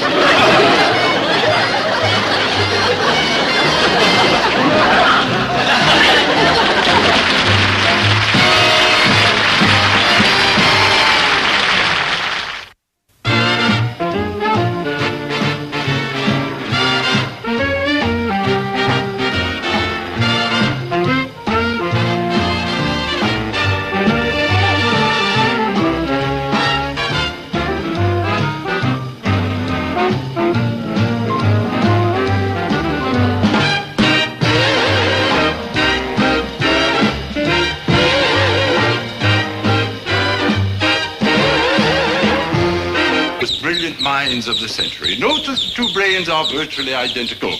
I defy anyone to point out the slightest difference between them. Yes, sir. Very well, Mr. Gillis. How can you tell these two brains apart? Sir, the genius brain is in an old mayonnaise jar, and the criminal brain is in an old pickle jar. Thank you, Mr. Gillis. Remind me to invite you to our next autopsy, preferably as a subject. It has always been considered impossible to distinguish one type of brain from another until now. Oh, yes, I have discovered with my customary keen insight that there is one difference. The abnormal brain contains a chemical compound called lycanthropic acid, or LYC-13, and the normal brain does not. This LYC-13 acts as a boost of fuel for the mind and makes it move and work faster. Hey, I get it. Instant brain. Yes, in a sense, Mr. Gillis. I have developed a method of manufacturing LYC-13 right here in the laboratory. Oh, home brew, so to speak.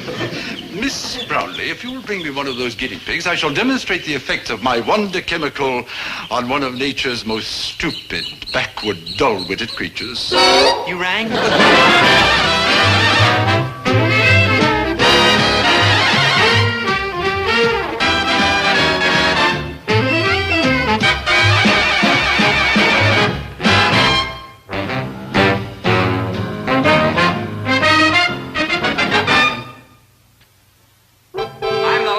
In the world to knock science, but when those scientists start messing around with people's heads, I get scared. I mean, look what happened to Frankenstein and Dracula and to Fred C. Dobbs. Aha, you never heard about him, did you? Well, that's because he was smart and wouldn't let anybody fool around with his brain. Now, where was that? Oh, yeah, yes. And what about Dr. Jekyll and Mr. Hyde? Look what happened when Dr. Jekyll drank up all the bubbly stuff in a glass and turned into a monster. Yummy. Yeah, Maynard, you're not a monster, and give me that. Man, just like a late show, Mr. Tickle and Dr. Clyde. Maynard, that's Dr. Jekyll and Mr. Hyde, and Professor Dartmoor isn't interested in old movies on television. First, I shall demonstrate how hopelessly stupid this creature behaves without LYC-13. Each time he makes a wrong turn in his efforts to reach the lettuce at the end of the maze, he will run into a wall and set off this alarm. When he finally reaches the lettuce at the end of the maze, he shall set off this signal. Oh, hopeless one, run for your dinner.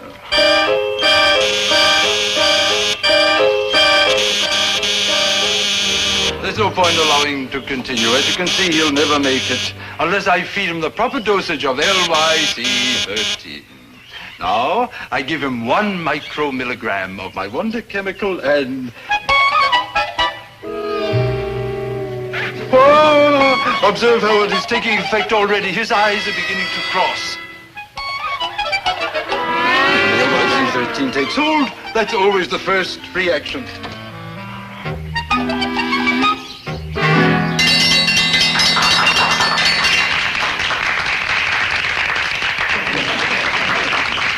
This brings us to an interesting question. Why don't we feed this amazing product to human beings, you ask? Not me. I didn't ask nothing. Did you, Doe? Not me. LYC-13 cannot be given to human beings because it is also found in the brains of fiends, eccentrics, and dangerous criminals. The right amount can turn an average brain into a genius, but the wrong dose can change him into a monster.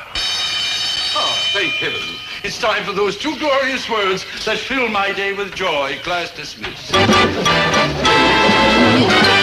sorry, but but today we just can't eat lunch. We gotta eat it. It's too lumpy to drink. Maynard, you don't understand. Gloria will be finished in the lab any minute now, and 3's a crowd. What's the problem? If we move fast, we can blow this place before she even finds us. Okay, I dig why you're dumping me. But why is a good-looking chick like her hooked on a loser like you? Loser? It just so happens that she's ape for fellas with wavy brown hair like mine. Ooh, watch it, Dobe. Watch it. You could lose her to any friendly grizzly bear.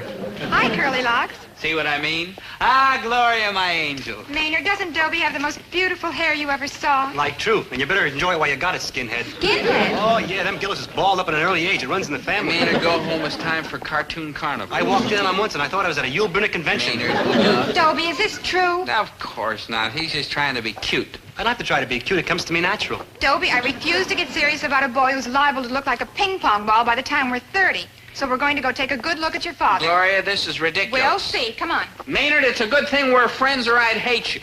Mr. Krebs, I have been looking everywhere for you. You should ask me where I was, your deanship. I knew where I'd been every minute. Mr. Krebs, I have a most serious problem to discuss with you. Your standing as a student. Forgive me for being so blunt, but apparently you don't belong here at all. You were admitted into this college by mistake. You see, your high school records were misplaced, and I did not see them until this morning. And Mr. Krebs, they are atrocious, abominable, and disgraceful. You don't have to beat around the bush. If you think my grades ain't so hot, just say so. They ain't so hot. They ain't? Mr. Krebs, if you are to remain in this college, you will have to take a comprehensive examination. Like, uh-oh. And if you fail to pass, we shall be forced to return you to the class for which you are mentally equipped. Oh, no, not back to high school. High school, nothing. 3rd grade. My office for examination at 2 o'clock sharp. 2 o'clock? That's when Mickey's little hand's on the 2 and his big hand's on the 12. True? True, Mr. Krebs, true. And good luck to you. You'll need it. Boy, will you need it. The lady barber. I'm sorry, miss, but I got my hair cut at Scarpita's. Now, there's a barber. No, Dad, you don't understand. You see, Gloria and I are well an item, and she wants to make sure baldness doesn't run in our family. Oh, well, you got nothing to worry about, miss. Why, I got more hair on my head than any man my age in the neighborhood. Well, How old do you think I am? I'd rather not make a guess, Mr. Gillis. Oh, don't be bashful. Go ahead. 53. 46, and you're right. You shouldn't have made a guess. The follicles look healthy. Where did you meet this nut? In a chicken flicking factory? Everything seems to be satisfactory. Now, if I could just see Mrs. Gillis. Oh, I shall call her for all you. Baldy! Everybody's a comic. Hey, Dobe. Hey, Dobe, you gotta help me. I gotta learn everything in these books, and we better get started right now, because I only got a half an hour. Maynard, I'd do anything in the world for you. I'd climb the highest mountain. I'd swim the deepest You're gonna river. dump the chick? No. Good buddy, this is the serious thing that ever happened to me. If they kick me out of school, you and me won't be good buddies no more. I mean, right now I'm what they call a lovable eccentric. I mean, with this beard and sneakers and like that. But if they put me back in school with them little kids, everybody will laugh at me, and I couldn't stand that. Maynard, I wish I could help you, but there's nothing I can do. Don't let them break up our buddyship, good buddy. I mean, it's been me for you and you for me and T for two and two for T and like that ever since we've been little tiny babies. I mean, like, look.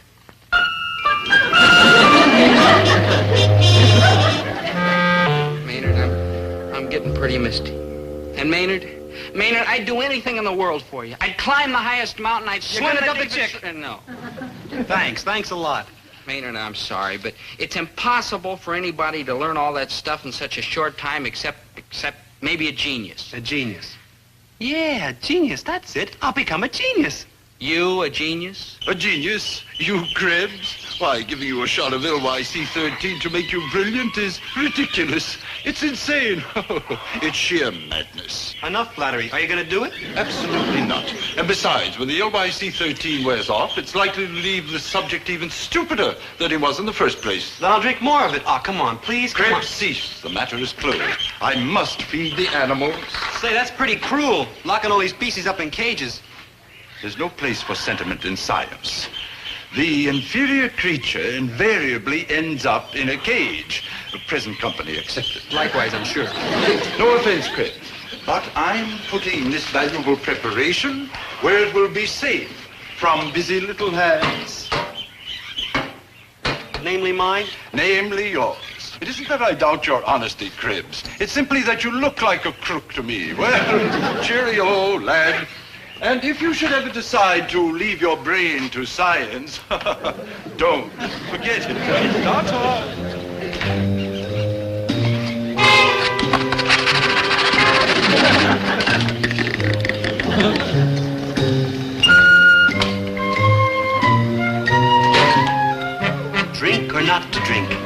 is the question. 2 o'clock, time for the test. And I'm too old for sand pile and bead string, and what am I waiting for?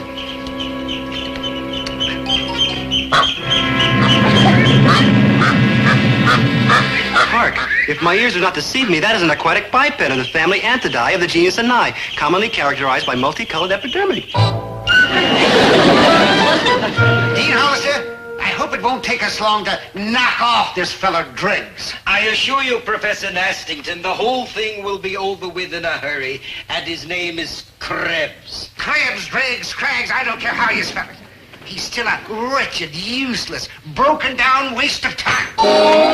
Can it be that a person or persons within this room have peeled, told, chime, or otherwise tintinnabulated a resonant sounding device in order to beckon someone to fetch me hence? Obviously a blithery idiot. I'm afraid so. And observe that pitiful, scraggly excuse for a beer. The sign of a bankrupt mentality. All right, Krebs, let's begin with this examination. May we start with a few simple questions on the economic problems of the Hawaiian Islands? We may. In 1949, the Hawaiian Islands produced 8,045,941 tons of sugar cane. Absolutely correct. But of course, and since we're on the subject of geography, the capital of North Dakota is Bismarck, population of which is 18,640, estimated as of the last census. Incredible! No, Bismarck. Incredible is a small village in southwest Surrey, England, a fact not generally known to the incognoscenti. Perhaps we should switch to literature. Perhaps we should, dear chap. Fyodor Mikhailovich Dostoevsky was born in Moscow in 1821. His greatest novel was Crime and Punishment, although some critics, mainly those of the 19th century, prefer The Brothers Karamazov. Chacun à son goût. In French, that means each to his own taste. The equivalent expression in German... Superb, Mr. Krebs. Superb. How are you at fractions? Fractions? Surely you jest. Spatial equations. Spatial equation? Involving the time factor, of course. Now, here's an amusing little tidbit that might interest you, gentlemen. Notice how the time factor correlates with the xy to the nth power, which seems to suggest that the square root of infinity is unpredictable in its relationship to its coordinates. Now, but not necessarily. Now, here among the quadratics...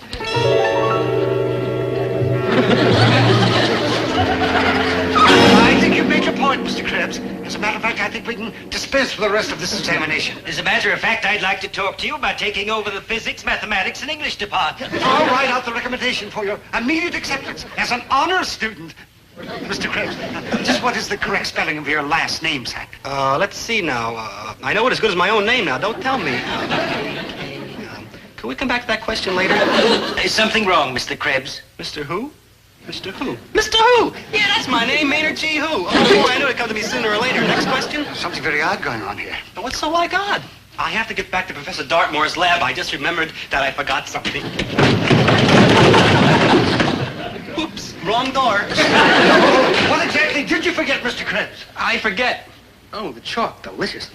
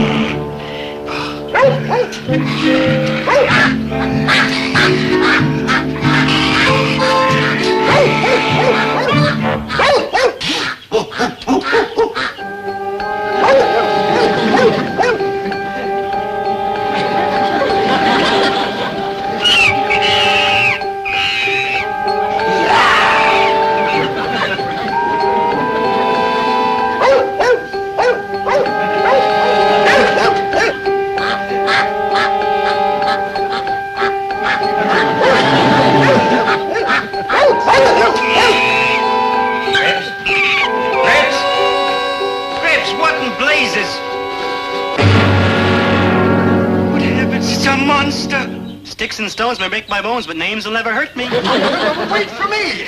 I know you. What's the matter? Where's the word's legs?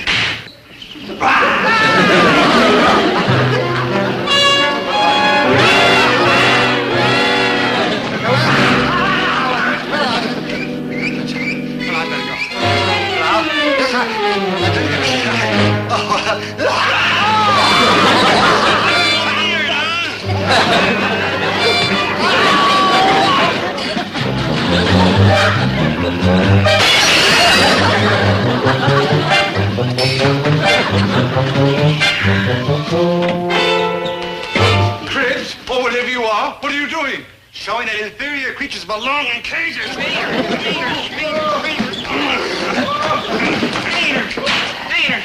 Maynard, I'm overwhelmed. Is it really you? Oh, I'll show you a way to get over being whelmed. Here, hold this. Teach you to dump your goodest buddy, you Arnold Benedict. Maynard, that's Benedict Arnold, and yes, it is really you.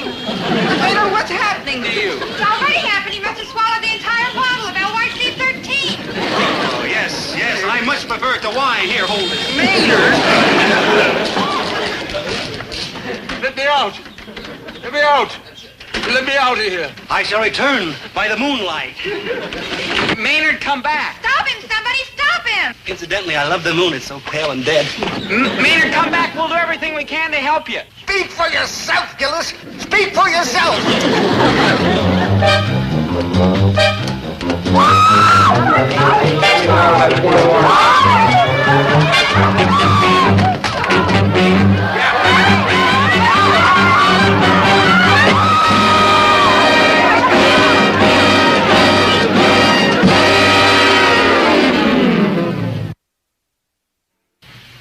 I had to find Maynard. I knew that no matter how much of that terrible stuff he had swallowed, on the inside he was still the same sweet, lovable, kindly Maynard. Maynard, stop! There's almost left him. Here's an oodle. Maynard, why are you doing these terrible things? This isn't the real you. Like two. The real me was that poor slug you turned your back on when I was crying for help and assistance. Maybe both. Don't complain, it's tutti frutti.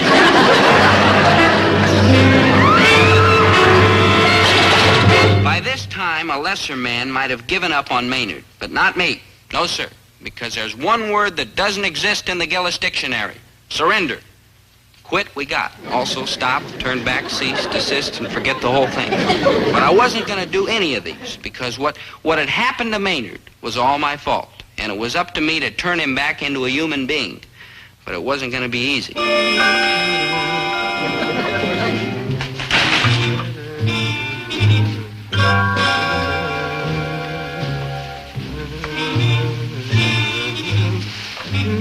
Hello, Maynard. Can I be of assistance, Mr. G? Oh, you can be of big assistance. Get lost, will you? I've been working all day like a dog getting this display up here. It's pretty artistic, if I do say so myself, and I do say so myself. Now, as soon as I get this other carton full of cans, stick up there. I will carry that for you, Mr. G. I have superhuman strength, you see.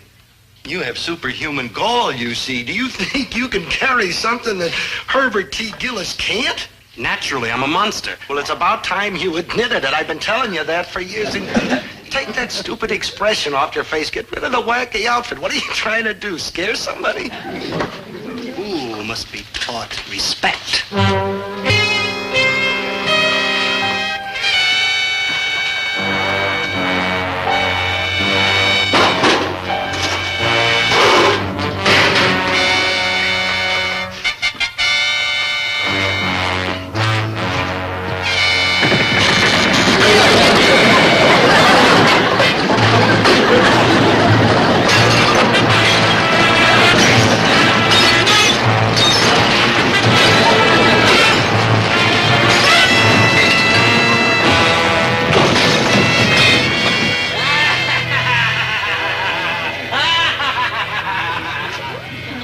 Any questions? Maynard, you did this. You did all this. I'll pulverize you. You.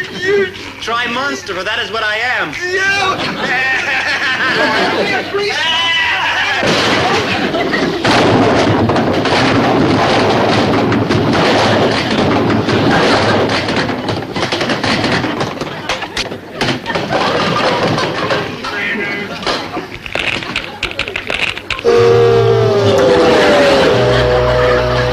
Dad, don't hurt him. But look what he did to my beautiful artistic display. True, I was a true fiend. Daddy can't help it. He isn't the real Maynard. Maynard.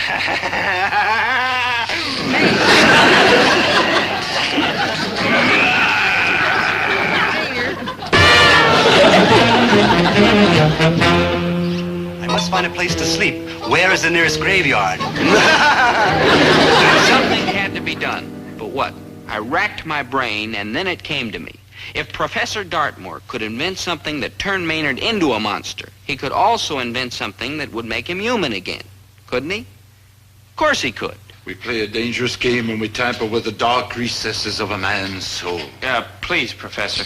Who knows what mysterious forces we may unleash that will destroy us all.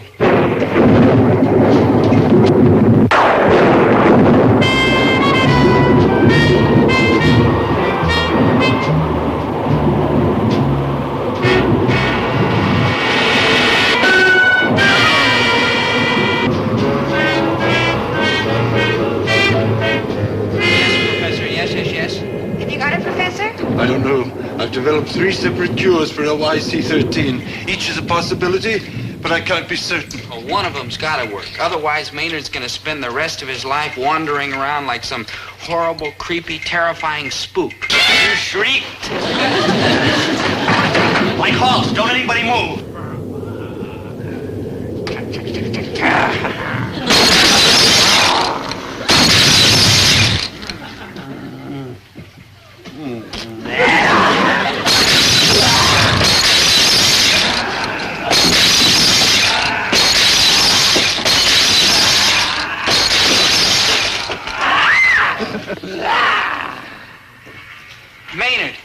Maynard, what are you going to do? What I should have done a long time ago. I'm going to take this razor, Hey, Maynard. see?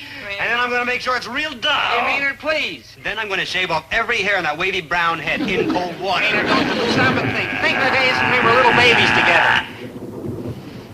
No, my head's made up. I'm going through with it. Maynard, we shared everything. Our joys, our sorrows, our pablum, our chicken pox. Don't be afraid. It'll be over in a moment. Maynard, you're forcing me to do this, but... Look at it, Maynard. Look.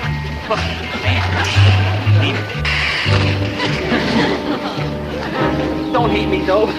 I'm not bad. Just weak. You're going to be fine, Maynard. We'll take care of everything. Quick, Professor, the anti-monster drink. It is number one, an ingenious mixture. I'll wager it works magnificently. Yes, here, drink this.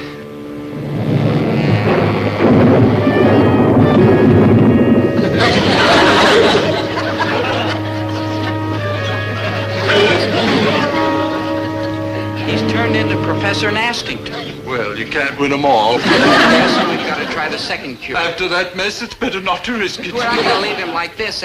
Quick, Professor, give me the mixture. Here, try this, Professor Nasty, Maynard.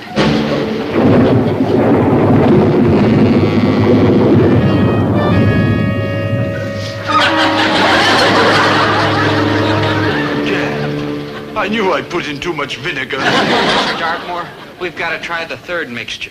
True, no matter what happens, it couldn't be any worse than that. Yes. Cheers.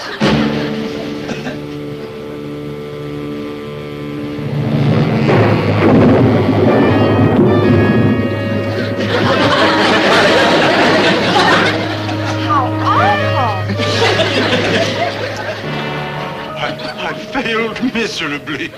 Oh, don't punish yourself too much, Professor. We may have stumbled on something rather interesting. Maynard, we've known one another for many years, but suddenly I see you in a new light. So enchanting, so lovely, so different. And goodbye, Gloria.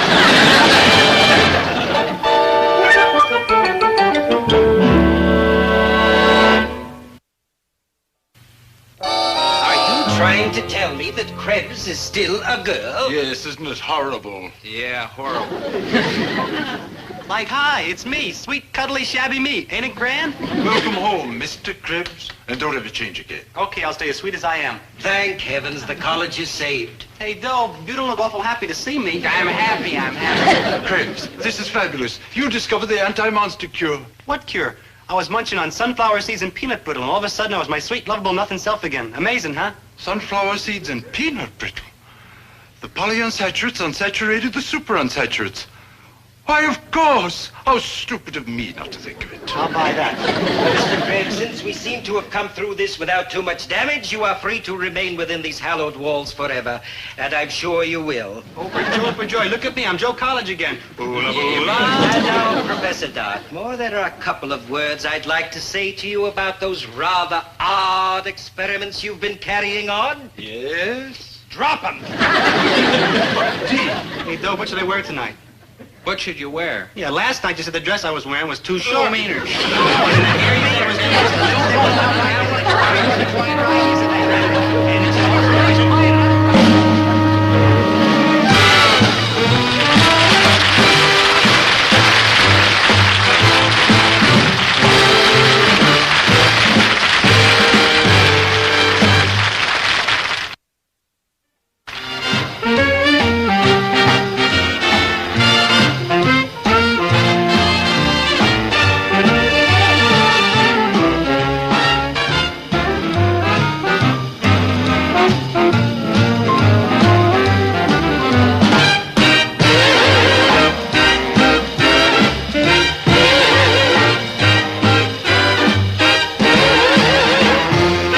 Brightly in the close-knit Gillis family.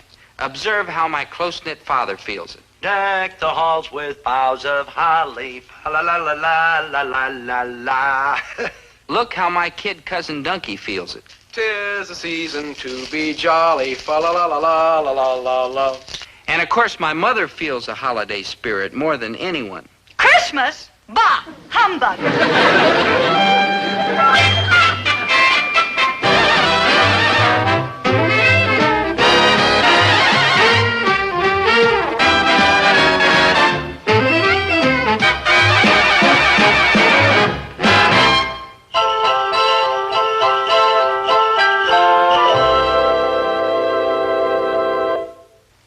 When my mother expressed her opinion of Christmas a minute ago, she was, shall we say, irritated? Christmas. Bah! Humbug. We shall say irritated. Also mad, angry, furious, and irked. Why? Why was my lovable mom so grouchy Christmas-wise? It's very odd. Because when the holiday season started this year, she was happy as a lark. And I want to sing like a nightingale. Fa-la-la-la-la-la-la-la-la. How's that for knocking out a little Christmas cheer, huh, kiddo? Merry Christmas, Aunt Winnie, and seeing you're in such a good mood, do you mind if I have a couple of bucks for tonight? Merry Christmas to you, Duncan, and I'm not in that good a mood. Why not? The holiday season is here. So is your Uncle Herbert. Does that answer your question? It does, and I give up. Gangway for Herbert T. Gillis, full of Christmas cheer and love of his fellow man. And Dunky, you better keep your paws off that cash register, or you are going to wind up with a fistful of stubby fingers. Herbie, that is positively the most beautiful tree I've Don't ever try seen. to soft You have soap me, sensational boy. taste. I'm up to your sleazy tricks, and hey, I am kind of artistic, ain't I? It's lovely, dear, and so huge. Must have cost a fortune. Well, Winnie Pooh, you happen to be married to Herbert T. Gillis, one of the lords of the large-time spenders. You're wonderful, dear. A heart as big as all outdoors. Mr. Generous. What delivery truck did it fall off? Ronnie's department store, and you should have seen the way I had to fight those kids. That's all right, Herbert, dear. It's the thought that counts. No, it ain't. It's the money. You don't mean that. No, I guess I don't. Boy, I'm full of that Christmas spirit right up to here. I'm in love with everybody in the whole world, human, inhuman, or anybody in between. You rang? Hi, Peter. Merry Christmas. Enough of this polite gibble-gabble. Where's my present? Christmas isn't until next week. I'm afraid you'll have to wait. What's to be afraid? I'll wait. In the meantime, let us take a Yuletide banana break. Oh, yeah. Happy holidays to all. Cheers. Later, dear, that's cheers. And why don't you tell us why you're here before Mr. Gillis forgets that he's filled with holiday cheer? I brought me a letter from my mother. Oh, from your mother? Oh, my father, I forget which. They both look alike. Winnie, you do me an injustice. With all this Christmas spirit in the world, forget I'm filled with holiday cheer. Maynard is moving in with us. I just got unfilled, Maynard. His folks would like to know if we can take care of him while they visit relatives in Cleveland. See how they love me? They love you? Sure, this is the first time they ever told me the name of a real place. Always before they made him up so I couldn't find him. Ain't that heartwarming? Oh, that's just what it is, heartwarming. But you ain't staying here, boy. Well, name me one good reason. Because I couldn't stand to see you around the house. Name me two good reasons. Herbert, dear, be generous. What would be so terrible about having Maynard around with us for a few days? Joining in the family fun, eating with us, talking to us all day and all night. Maynard, I've just had a wonderful idea. Why don't you go to Cleveland with your folks? You don't have to beat around the bush. If you don't want me, just come right out and say so. We don't want you. Very well, I shall kill myself. Maynard, stop acting silly. Oh, very well, I shall hold my breath until I turn purple. And that don't match my green complexion. It's sickening. Maynard, dear, dear, of course we want you with us during the holidays. Sure we do. You bet we do. Like heck we do. Don't now, Herbert, me. My head is made up. Maynard moves into this house over my dead body. Am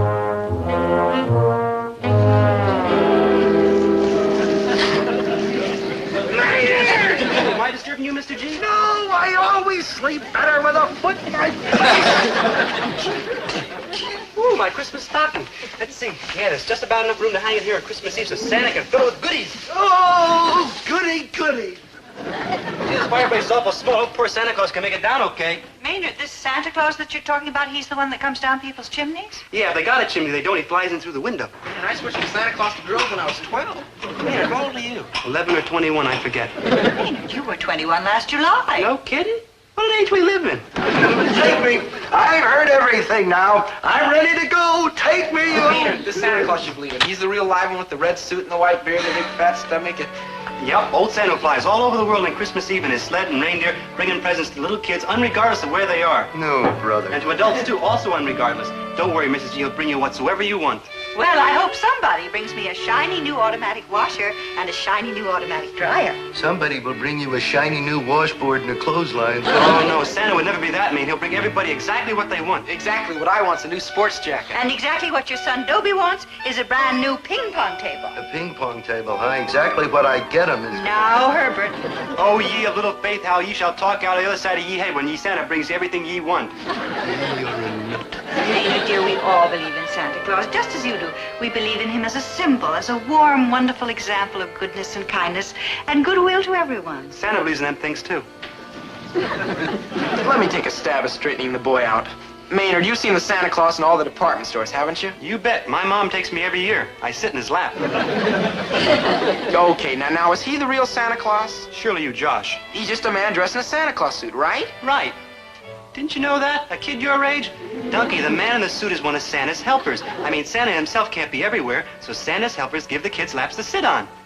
Next question? What about all the Santa Clauses on the street corners? Well, those fellas come over from the unemployment insurance office, but during Christmas time, they're Santa's helpers, too. Don't forget, there's an awful lot of street corners in this world. Probably more than 37. And what about all of the Santa Clauses on movies and Actors television? paid in money, but during Christmas time, they help Santa, too.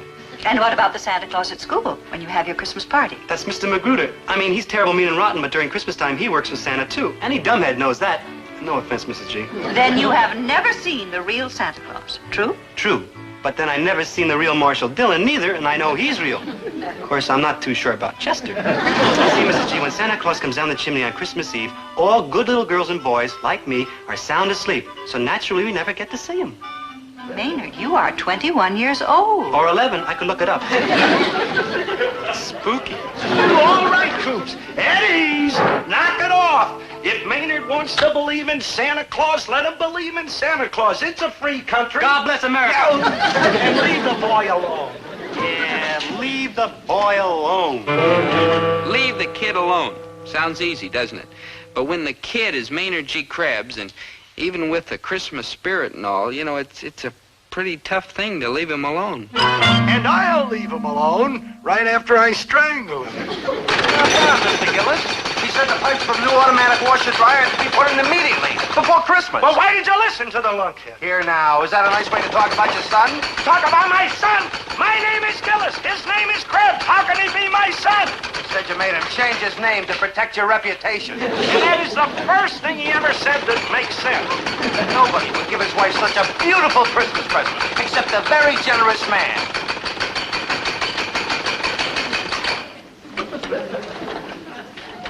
Well, appearances are deceiving. Just a minute. All right, I can't stand around here talking to you all day. I gotta see about the job upstairs. The job upstairs? What job upstairs? Hey, just a minute. Are you sure the guy that ordered this was Maynard? Describe him. His description is impossible. That's Maynard. Stop! Oh, whatever you creeps are doing, stop! Hold! Seize! Desist! What, and leave the job half finished? What do you think you're doing on my living room floor? Well, you gotta have a lot of light, plus a cork floor if you're gonna play it right. Play what right? What? Ping pong. On that fine new ping pong table you bought for your other son, Dobie. That's Dobie with a B, and I'll pulverize that Maynard. You know you gotta be a big spender. Putting in a ping pong table and an automatic washer dryer? Boy, appearances really are deceiving. Get rid of this stuff. All of it. Now. Okay, but it'll cost you a big wad of dough for what we already done, plus putting things back like it was. Krebs said to hang the expense. Yeah, well, after I've hung Krebs, how much expense am I going to be left hanging with? Well, I quoted him $250, but he said you wouldn't consider it for less than $300. what a It being the sport. holiday season and all. And there's $200 for the downstairs. Hello, there, Krebs. I gotta hand it to you, sir. You look awful mean and rotten, but underneath, I guess you're just a sweet, lovable Santa Claus.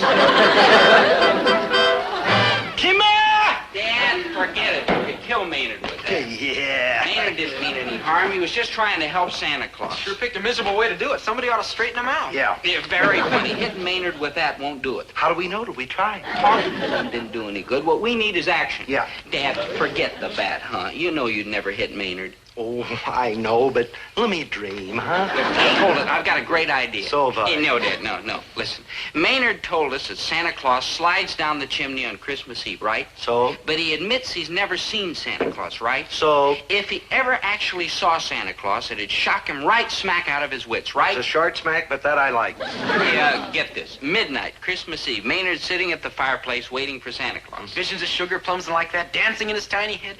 Exactly. And then jolly old Kris Kringle himself slides down the chimney. How's that gonna happen? Here we dress up somebody to look like Santa Claus. A donkey mood music again. Decked all Now, Maynard jumps up on Santa's lap. He starts telling old Chris what he wants for Christmas. And then at the perfect psychological moment, bam! I clobber him with the bat.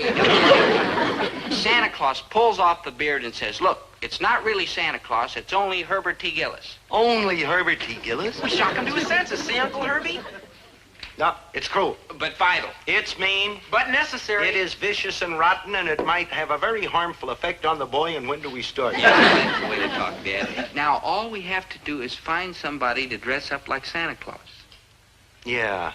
It's got to be somebody not too young, wrinkles, a big red nose. Attaboy, and Dad. We knew you'd Good old volunteer. Uncle Herbie. What did I say? What did I So with only 3 days till Christmas, I dragged Maynard off to the movies so Dad could go up on the roof and rehearse his big dramatic debut as Santa Claus. Ho, ho, ho, ho, ho, boy. Herbie, Maynard and Dobie are gone. The coast is clear. All right, stand back. Here I come. It looks awfully narrow, dear. Maybe you better come through the window. Santa Claus comes down the chimney. I'm Santa Claus. I'm coming down the chimney. Now look out.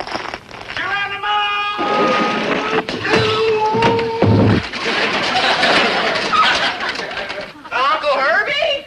I'm stuck halfway down. Try to exhale, dear. It makes you thinner. Exhale. Okay.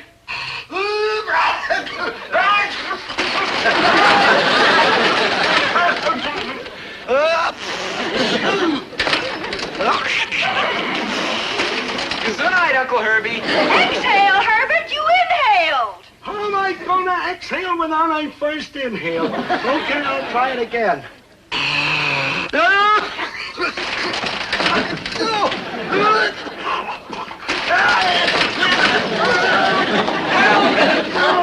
I'm stuck again. Uncle Herbie won't do any good to keep kicking. You just get Maynard with him kicking rage and it'll do a lot of good. Uncle Herbie? Yeah? Anybody ever tell you got nice legs?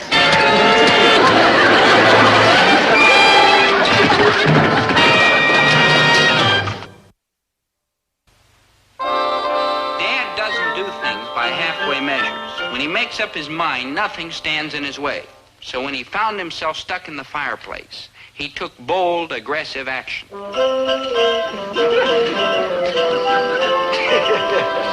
I did it, and I'm glad. You're glad you're helping Maynard? How sweet. Helping schmelping. I'm glad they got me out of that old chimney, and now I got one that fits.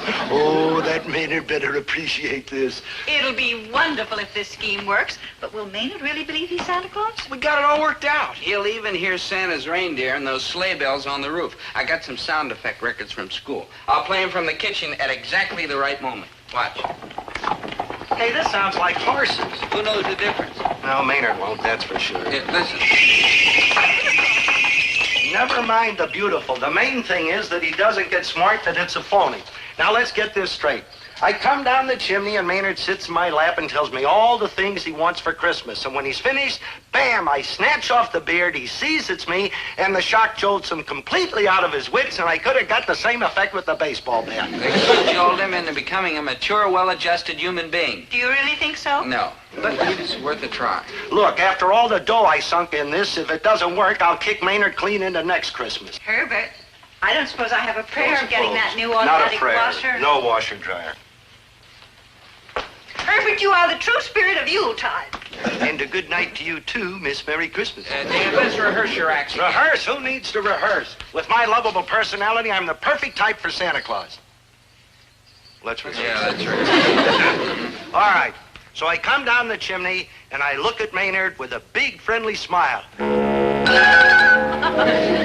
you better try this on. Try this, Dan. The smile is not the greatest. Yeah, I guess. Yeah. Put it on. Much better. Cover it up. So much. Dad, you're a perfect Santa Claus. If Santa had shifty eyes, I guess we're stuck with him. Let's see if you can make up for it by the way you're going to talk to Maynard. All right. Uh-huh. After I smile on him, I turn to him and I say, Yeah. "And now, little man, what is your name? How's that sound? Like a used car salesman. Dad, let's rehearse your ho-ho-ho. It's the key to the whole scene. Ho-ho-ho-ho-ho! Dad, Santa Claus, not Yogi Bear. Ho-ho-ho-ho! Again. Ho-ho-ho-ho! I think he's got it. Ho-ho-ho-ho! Dad, again. Ho-ho-ho! A lot of vitality. Santa Claus, Dad. Ho-ho-ho! Bigger, Dad, bigger. Santa Claus, Santa Claus.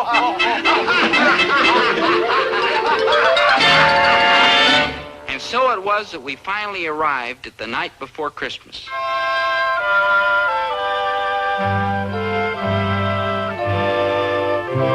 And all through the house, not a creature was stirring, except Maynard G. Krebs.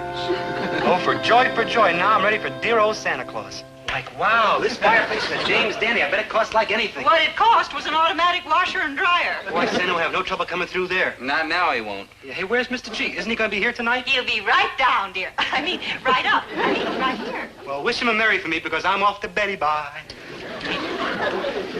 Maynard, well, what's your hurry? It's Christmas Eve. Yeah, I know, and it's almost nearly midnight, which is when Santa comes, and he won't if I'm not in bed sound asleep. That was only when you were a little boy, Maynard, but you're not a little boy anymore. I ain't a little girl.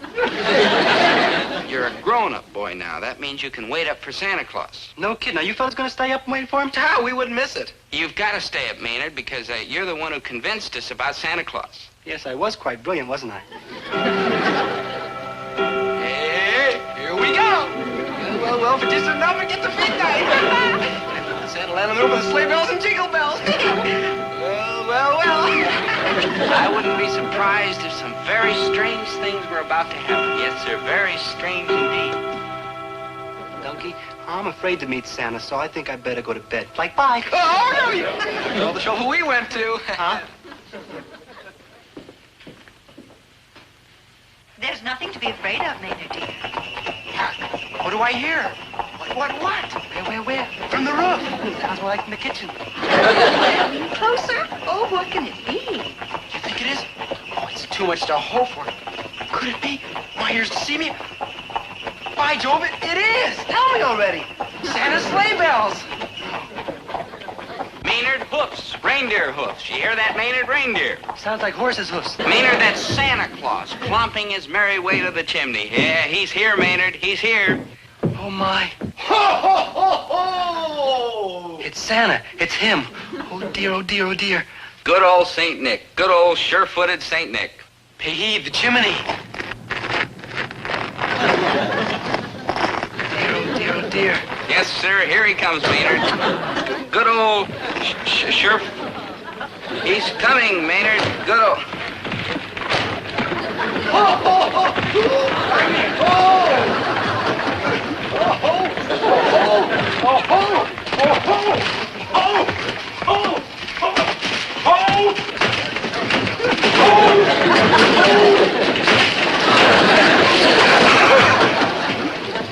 Merry Christmas! Ho, ho, ho! And a Merry Christmas to you! Come on, Maynard. Say hello to Santa Claus. Like high? Yeah, like Ho, high. ho, ho, ho! And now, little man, how would you like to sit in Santa's lap? Ho, ho, ho, ho! And, little man, what is your name? Don't you recognize me, Santa? Oh, yes! You're Maynard G. Krebs. Yeah, how about that, Christmas fans? You recognize me, overjoyed. Have you been a good little boy this year, Maynard? Oh, very good. For me, that is. Oh, well, that's nice. And now tell Santa what you want for Christmas. Ho, ho, ho, ho, ho, ho, ho, ho. Enough of this fiddle faddle. Get to it. My legs are going to sleep, and I got my reindeers double parked. Remember, it's for his own good. Yeah, sure. First, I want a ping pong table for Dobie. He's that fellow over there, the one that's flabby and has a weak chin. I know he don't look like much, but he's my good and best buddy, and whatever make him happy will make me happy, too. And then I want a brand new sport jacket for Dunky. He's the little one over there with the weak chin. I know he don't look like much, too, but someday he's gonna grow up to be as sweet and lovable as flabby as Dobie. But what do you want for you? An automatic washer and an automatic dryer. For you? No, for Mrs. G. She needs it. Sloshing around in them suds and dirty water all day, the poor old thing.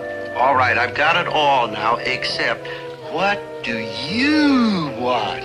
A fishing rod. Aha! A fishing rod. For Mr. G. You know him, don't you? He's that loudmouth fellow who's all the time screaming and hollering and carrying on. I know him. Underneath that mean outside, there's a good inside. And maybe if he had a fishing rod, he'd take a couple of days off from work, and then he wouldn't be so mean no more. You know, maybe you got a point there, Maynard. But what do you want?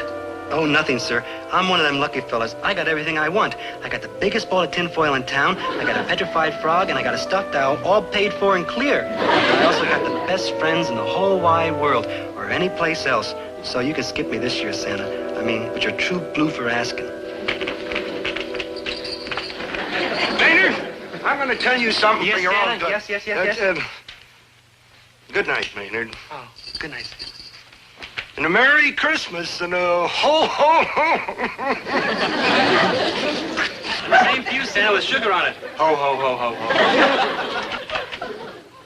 ho. Okay, say it. I chickened out. You chickened out. He's that low-down Maynard. I tried to do something educational for him, and he goes soft and sloppy. I mean, a low-down ingrate. That's what he is, an ingrate. Low down. Yeah, well, let's go in there and straighten him out right now. Right. And my iguana and my turtle.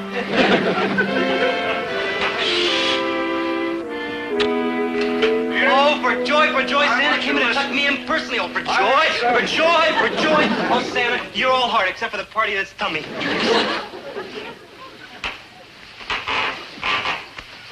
I want to tell you something, boy. You're going to get everything that was on your Christmas list. The sport jacket, the ping pong table, and the automatic washer dryer, and no matter what it costs. And that ain't as easy for me to say as you might think. Goody gumdrop. And don't forget the fishing rod for poor old foul-tempered Mr. G. Okay, and the fishing rod, too. Oh, this is going to be a real nice Christmas. The best ever, Maynard. Oh, good night, Mrs. G. Good night, Dunky G. Good night, Dope G. Good night, Maynard. And a good night to you, too, Mr. G. Oh, you're a great American, Mr. G. I mean, it was swell of you to pretend you were Santa. Maynard, you knew? Sure, but if it made Mr. G feel good pretending he was Santa, I wouldn't want to spoil it. Maynard, you're one in a million. Or even less. You ain't Santa, Mr. G, but that don't mean there's no Santa, does it? Does it? Nope. Sure don't, Maynard. Nope, sure don't. Well, come on. Let's leave the boy go to sleep. I want you all to come into the living room with me and take turns on me with that baseball bat. Well, good night, Maynard, and Merry Christmas.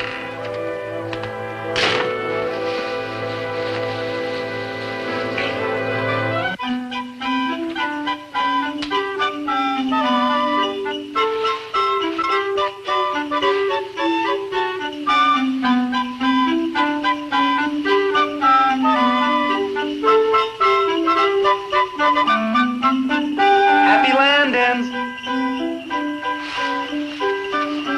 Grown-ups, what do they know?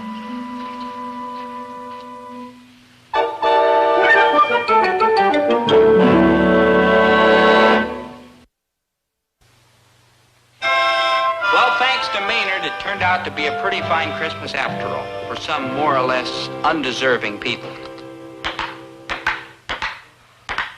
Deck the halls with boughs of holly. La la la la la la la la la. Oh, 'tis the season to be jolly. Tra-la-la-la-la.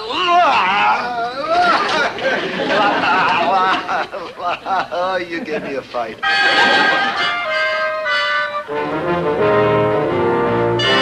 You see, it was a Merry Christmas all around. Almost. There was still that question about why Mom had blood in her eye when she said, Christmas! Bah! Humbug!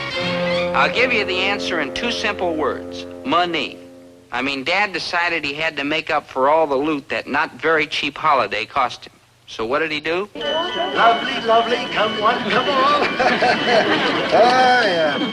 Thank you. Step right up, ladies. There's room for one and all inside the kitchen here. It's 20 cents a wash and 10 cents a dry. And for those of you who have to wait, I'll tell you what I'm going to do. Christmas! Bah! Humbug!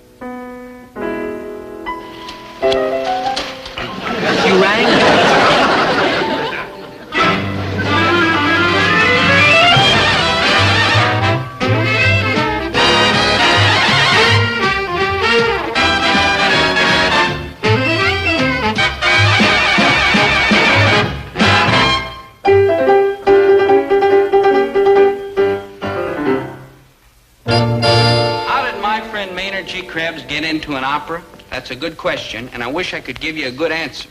However, I'll have to do the best I can if you'll kindly give me your attention. This is my cousin, Dobie Gillis. Dunky lives at our house. Dunky's 16 years old. Dunky's a nut. And this is Gerard Finster, and frankly, the whole thing's his fault. You see, Gerard married my mother's sister, Mabel, and took her to live in Duluth. Last week, they had their 20th wedding anniversary, so Mom and Dad went out for the celebration, leaving me in charge at home. Well, I had to watch the store, so I asked Maynard to keep an eye on Dunky. That's where I made my mistake. Goof? Me? Cuddly, lovable me? You sure did, Goof. You tell me there's a beauty contest over at the college. You dragged me all the way over here, now no contest. Hey, Dunky, you want to hit me in the stomach, like real hard? Well, you go right ahead. Maynard, sometimes I think you're not a very responsible person. Hey, watch that kind of talk, kid. I'm a very responsible person. You? Sure. Anytime anything goes wrong, everybody always says, You're responsible. I don't know what I could have done wrong, Dunky. I went over the campus bulletin board and read it like you said, and it said, Campus Beauty Contest in auditorium today. That word today, Maynard, how is it spelled? Tuesday. How else? Maynard, that spells Tuesday. Maybe you'd like to kick me in the stomach. My father says a good kick in the stomach is good for the liver. Well, I don't know what it is, but it is a beauty contest. It's more like two beauty contests. No offense, fat lady. Smart. Silencio, estúpido. Rosa Cesara, the greatest soprano in the whole world, is singing. Give me one person out there making all that screeching? Estúpido. Boy, last time I heard a sound like that, it was coming from a fire engine. Silencio. Will you kindly remove your imbecile carcasses out of here? Before I break your head in 1,000 pieces. Come on, Maynard, let's cut out. This guy don't talk to you, but I get the message. Si, Carlos, si. Tonight we're presenting William Tell. But I cannot find as spear carriers any ignorant-looking fellows with foolish faces. And arrivederci, Carlos. I just found them. Hey, you. Carlo Youth. Yes, sir? And you, whatever you are. You rang? I'd like to make a couple, maybe $3, carrying spears in the opera tonight. Oh, no, not me. I'm a peace-loving American boy. I don't carry dangerous weapons. Count me up, too. No offense, sir, but opera's just a lot of big fat people bellowing away at each other, and I don't dig anything about it. Attenzione, I have finished to rehearse. Correction, I just discovered something about opera I dig. Rosa. Oh, Alfredo. Me. Wow, what a dish. Donkey, how many times I told you, don't get mixed up with chicks? Oh, I don't know, 3 or 4 million. And getting mixed up with an opera chick is the worst. I mean, they got terrible tempers. They're all the time breaking things and smashing things and throwing things. Throwing things? My sweet little Rosa? Ridiculous. Ridiculo! Now, Belize. I am the toast of 3 continents, and I am forced to sing for a bunch of rural pheasants. I think it is pronounced peasants, but don't worry. Their money is good. La Cesara, wasting her talents in a primitive country where even the pizza is frozen. Ridiculo! You always have me. You're Alfredo. You too are ridiculo! Out, ridiculo one, with you and your jealousies. I am fed up. Jealousy, Alfredo Ferrino. There is not a bone of jealousy in my entire handsome body, not even a tiny one. And when I find out who is your new lover, I will kill him with my bare hands. I only wish there was one I could be in love of. But every man I meet here is dull, stupido, with a face like a blank wall. Hello. Goodbye, blank wall. A delivery boy. No, mademoiselle. Allow me to introduce myself. I am Donkey Gillis, muy buen spear carrier. Report to the stage manager. Well, I'd rather stay here. I mean, here. She's prettier. What? You see, it's been my lifelong ambition to be close to the great Rosa Cesara. Oh, then you admire my voice? Your voice? Oh, yeah, that too. This Americano could be more dangerous than he looks. One hopes. Tell me, you are familiar with my work? But of course I know your work, Fräulein. Every gorgeous pizzicato. Tell me, in which role did you like me best? You name it, I flip for it. You heard me sing Mimi? Dreamy, simply dreamy. Cosi fan tutti. That was a beauty. La Gioconda. Couldn't be fonder. What about Norma? You sang up a stormer. Manolesco? Oh, you think I am a great artist? The artist, senorita, the artist. Alfredo, do not stand there like a maroon. I am the brilliant senorita. Brilliant young man. Yes? What did you say your name was? Gillis, Donkey Gillis. Donkey? No, donkey with a U. But you, mademoiselle, may call me anything. I know what I like to call him. I call him magnificent. I call myself ridiculous. But also you are beautiful. Oh, no, Miss Cesara, you are the one who's beautiful. No, beautiful really isn't the word. Oh, yes, it is. I am beautiful. Music, you are poetry. Oh, you are so different. So unlike the other men I have known. Never have I met anyone like you. Few have. But enough of this recitativo romantico. Come, to work. I will explain to you the part you are to play in the opera. It is most important to the story, even though you do not sing. You do not sing, do you? Well, as a matter of fact, I do. You see, talent sort of runs in the family. Get this. I'd walk 1,000,000 miles for one of your smiles, my mammy. One more time. You do not sing. Now, in the first act, you will be dressed as a soldier, holding a spear. Good thinking, your prima donna ship. If you ever heard him sing, you know he needs all the protection he can get. Mammy, what?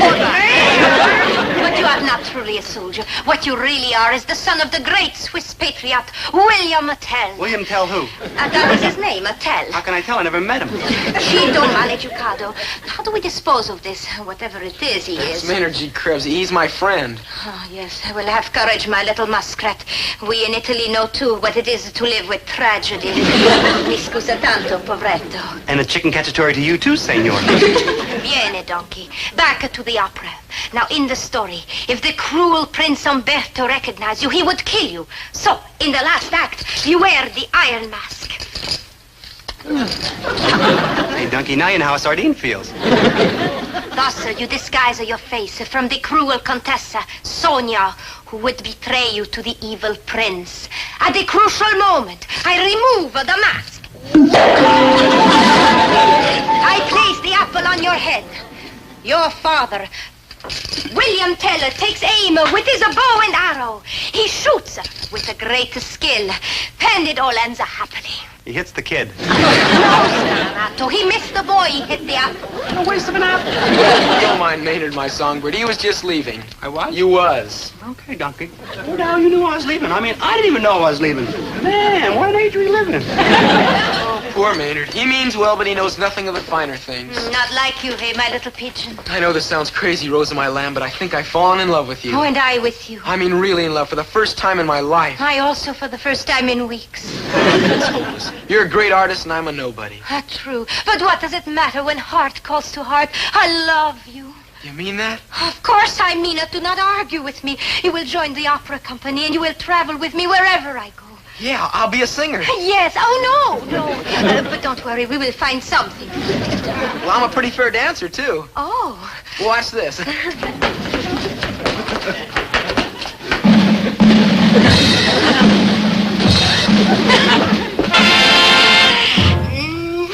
a dancer. But do not fret, my beloved. We will find something for you to do. We will travel around the world together. We will be married instantly. Oh, anything you say. Married? Did you say married? Yes. I don't know, Rosa. I'm only 16. What do you say now? Hi, donkey. Take thee, Rosa. Now, wait a minute. Married? I don't know. What is there to know? I love you. You love me. Yeah, but it's such a big step. Well, is there no one you can go for to advice? A friend, perhaps. A wiser relative. That's it. A wise relative. My cousin Dobie. Dobie? No, Dobie with a B. Well, why don't you go to him? That's no use. There's only one answer he'd give me. Yes? No. Yes. Maybe you didn't understand me, Dobie. I said Rosa wants me to marry her. I understood, and my advice is go ahead and do it. You really think I should? Positively. Though, if Donkey marries this chick, his father will kill him. And your father will kill you for not killing him before he could pull this crazy stunt. Maynard. Faint heart never won fair maiden. Dobie. Tippy Canoe and Tyler, too.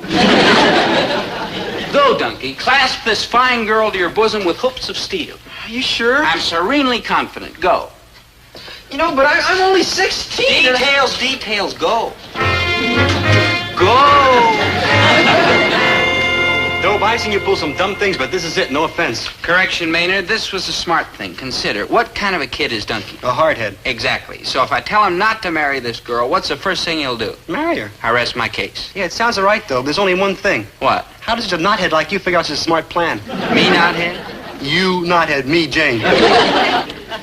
Maynard, you could be right. Maybe I better have a second plan just in case the first one doesn't work. Maybe you better have a third plan in case the second one don't work, and a fourth in case of the third, and a... Maynard, enough. I got another idea. Two in one day? Man, it's a record. Maynard, this Rose is an opera singer, true? True. And the one thing you can be sure of with opera singers is that they're always broke. All I have to do is offer this Rosa a few bucks, and she'll drop Donkey like a hot baritone. Are you sure? Positive. Positive? Positive. Negative. I never give him up. Oh, come now, let's approach this intelligently. After all, we are mature, sophisticated people of the world. One of us are. Well, I see there's no need to beat around the bush. Look, we Gillises are not exactly what you'd call rich, but we do have a little bit of money. Oh, when it comes to an affair of the heart, how you can talk about money? All right, miss, enough chit-chat. How much is the kid worth to you? Do I hear you correctly? You hear me loud and clear. What would you say to, $40? Accidenti. I hear you Americanos are crazy for money, but this is ridiculous. Never mind the cracks, Fraulein. $40 will butter a lot of parsnips. I do not believe what I am hearing. That's the kind of talk you're going to get from me. Right on the line. No punches pulled. All right, Avaro. But I am shocked beyond belief. Selling your own cousin for $40. Now, just a minute. Bargaining for more, huh? Here, take a 50 and be gone from my side. No, that isn't what I... Oh, to think that donkey should have such a cousin. Here, take $20 more and get lost. Sayonara and arrivederci, you bambino peddler.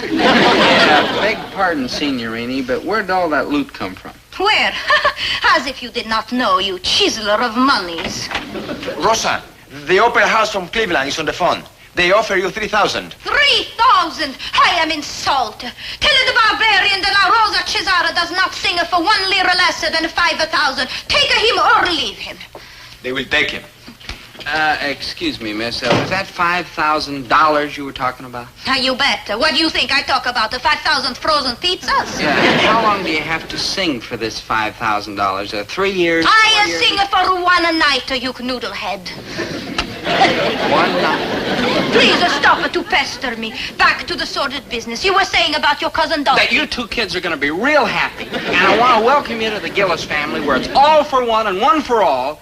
And anything I got is yours, and let us hope, vice versa. Dunky, darling.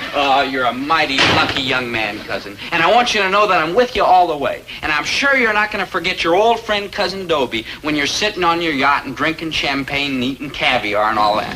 You mean it's okay I can marry Rosa? Of course, my boy, of You're course. not going to stop me, Yeah, wouldn't dream of it. A kiss for the bride?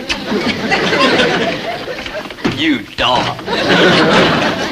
Well, here we are. Alone together at last, we two. Would you like to play a little gin rummy? Oh, my darling, a foolish Americano. No gin rummy, huh? Well, how about a little old maid? Fish go slap Oh, her. kiss me, you fool. Gloria. Caro mio, do not be afraid of me. We will make such beautiful music together in Paris, London, Rome, Venice. Venice. That's world-renowned for its canals and beautiful glassware. I learned that in history, too. Oh, stop it with the school lesson already. Oh, and kiss me, you nincompoop.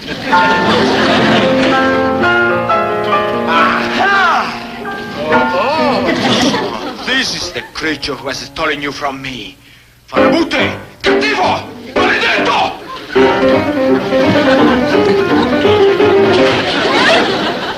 Just a minute, Mr. Freno.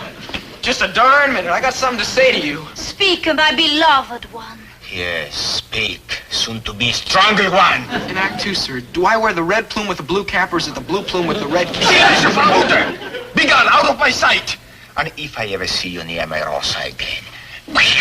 I'm almost a grown-up man. You can't hurt me. Don't bet no money on it, donkey. But don't worry your head about it. It is magnifico, huh? To be killed in the flower of your youth for the love of Rosa Cesara. What a glorious end. What a glorious death. What glorious publicity. What a mess. Donkey, you should use words like that around me. You know how sensitive I am. Tonight, my beloved Rosa sings. I'm an Ella Fitzgerald man myself. I'm supposed to be on stage with her in an hour for dress rehearsal. If I show up, Farino says he'll kill me. You'll do it good, too. True. But I'm going to show up anyhow. And you know why, Maynard? Because you're a nut. No, Maynard, because I'm in love, and brave, and courageous, and true. And because Farino left for Cleveland on the 2 o'clock train. Isn't it magnificent? How'd you find it? Because I was down at the railroad station flattening pennies on the tracks. You want one?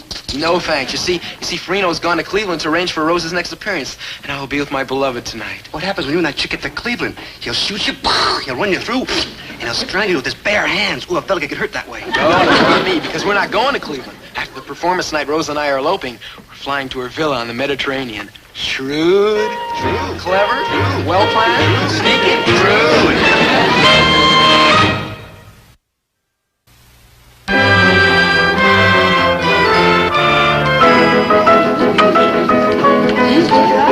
Quiet, you Nozamakers!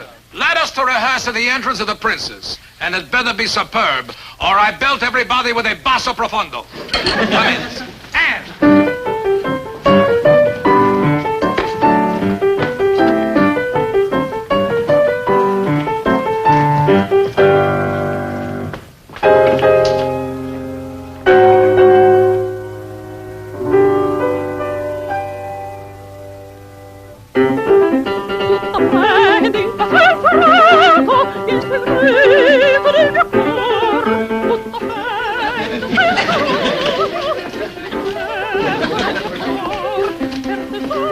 Like, hi, Mr. F. Buongiorno. Well, the same to you, fella.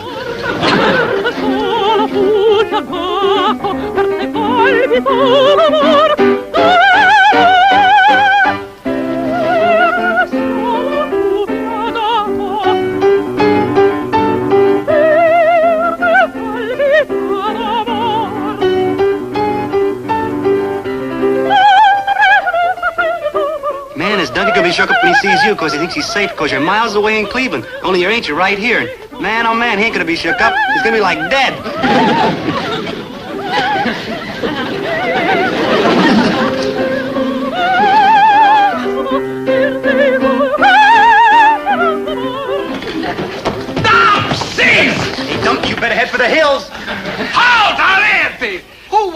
is this creature with the beard? Distinguish him. This This is how they do opera in America. I'm going to start the swimmer quick. Once more, my tone deaf ones. Begin with the peasant girl.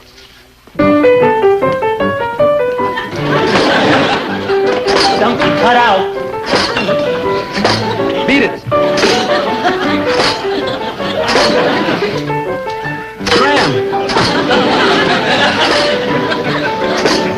Stop! Hold! You are murdering William Tell. Who is that goofy-looking Dan? Donkey, split, donkey. Oh, no, not again. Why did I not go into my father's lasagna business? Let's go to the entrance of the soldiers. And I warn everybody, don't goof.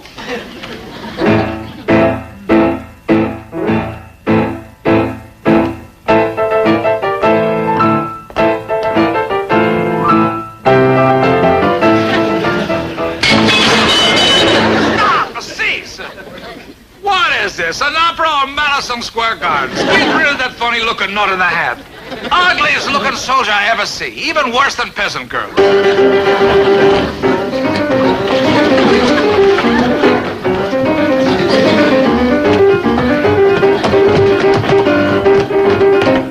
Donkey, cut out.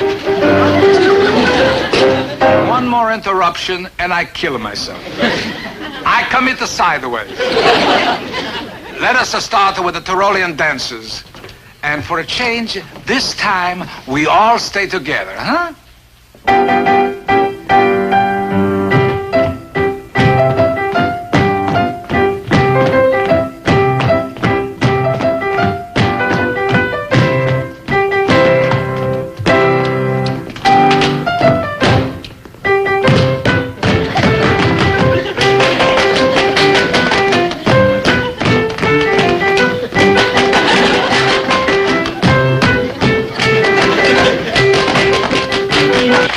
Donkey, you better run like a bunny. Farino's here will carve you up like spaghetti.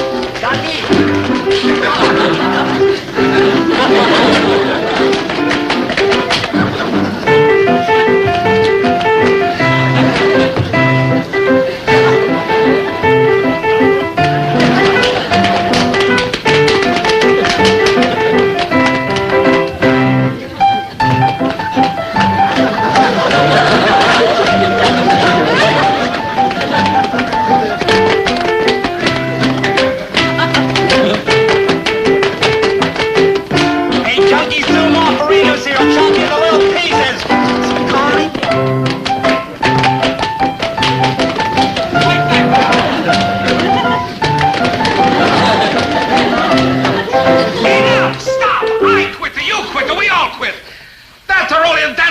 Go. Throw him out. He's really ugly. Reminds me of my wife. Attenti! Arriva il Duca Cattivo!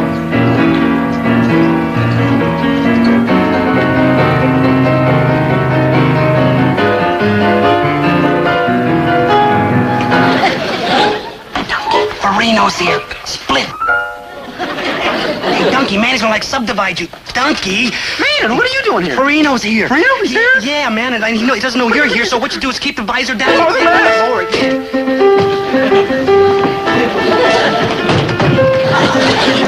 Remember, keep that visor down!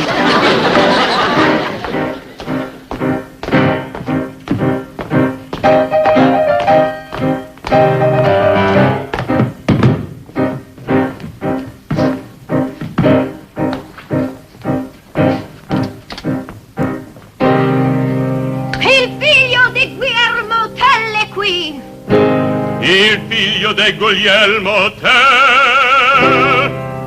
Taglia la maschera di ferro! Taglia la maschera di ferro! Farafutto, it is your cue. Remove the mask. What's going on? This is not in the opera. Reno's back. If he sees me, he'll tear me apart. Better you dead than the opera. It is Donkey. This beer carrier. I will mingle him. Rosa, I've been thinking this over. I don't think we'd be happy together. I will shoot him down. I will ride him through. I'm going to strangle him.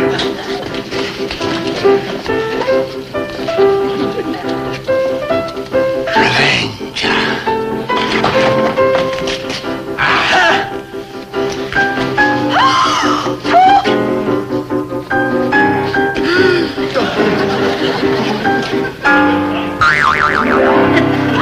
I missed. Doctor, I love you. How can I not love a man who has just killed for me, carissimo? Coffee break. Take 5.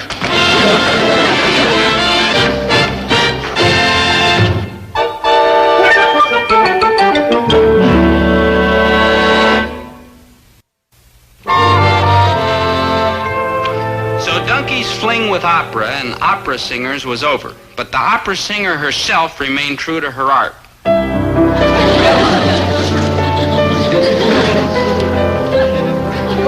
Hey, cheer up, Donkey. Things ain't so bad. Look what I found for us. Try to imagine it's like corn on the cob.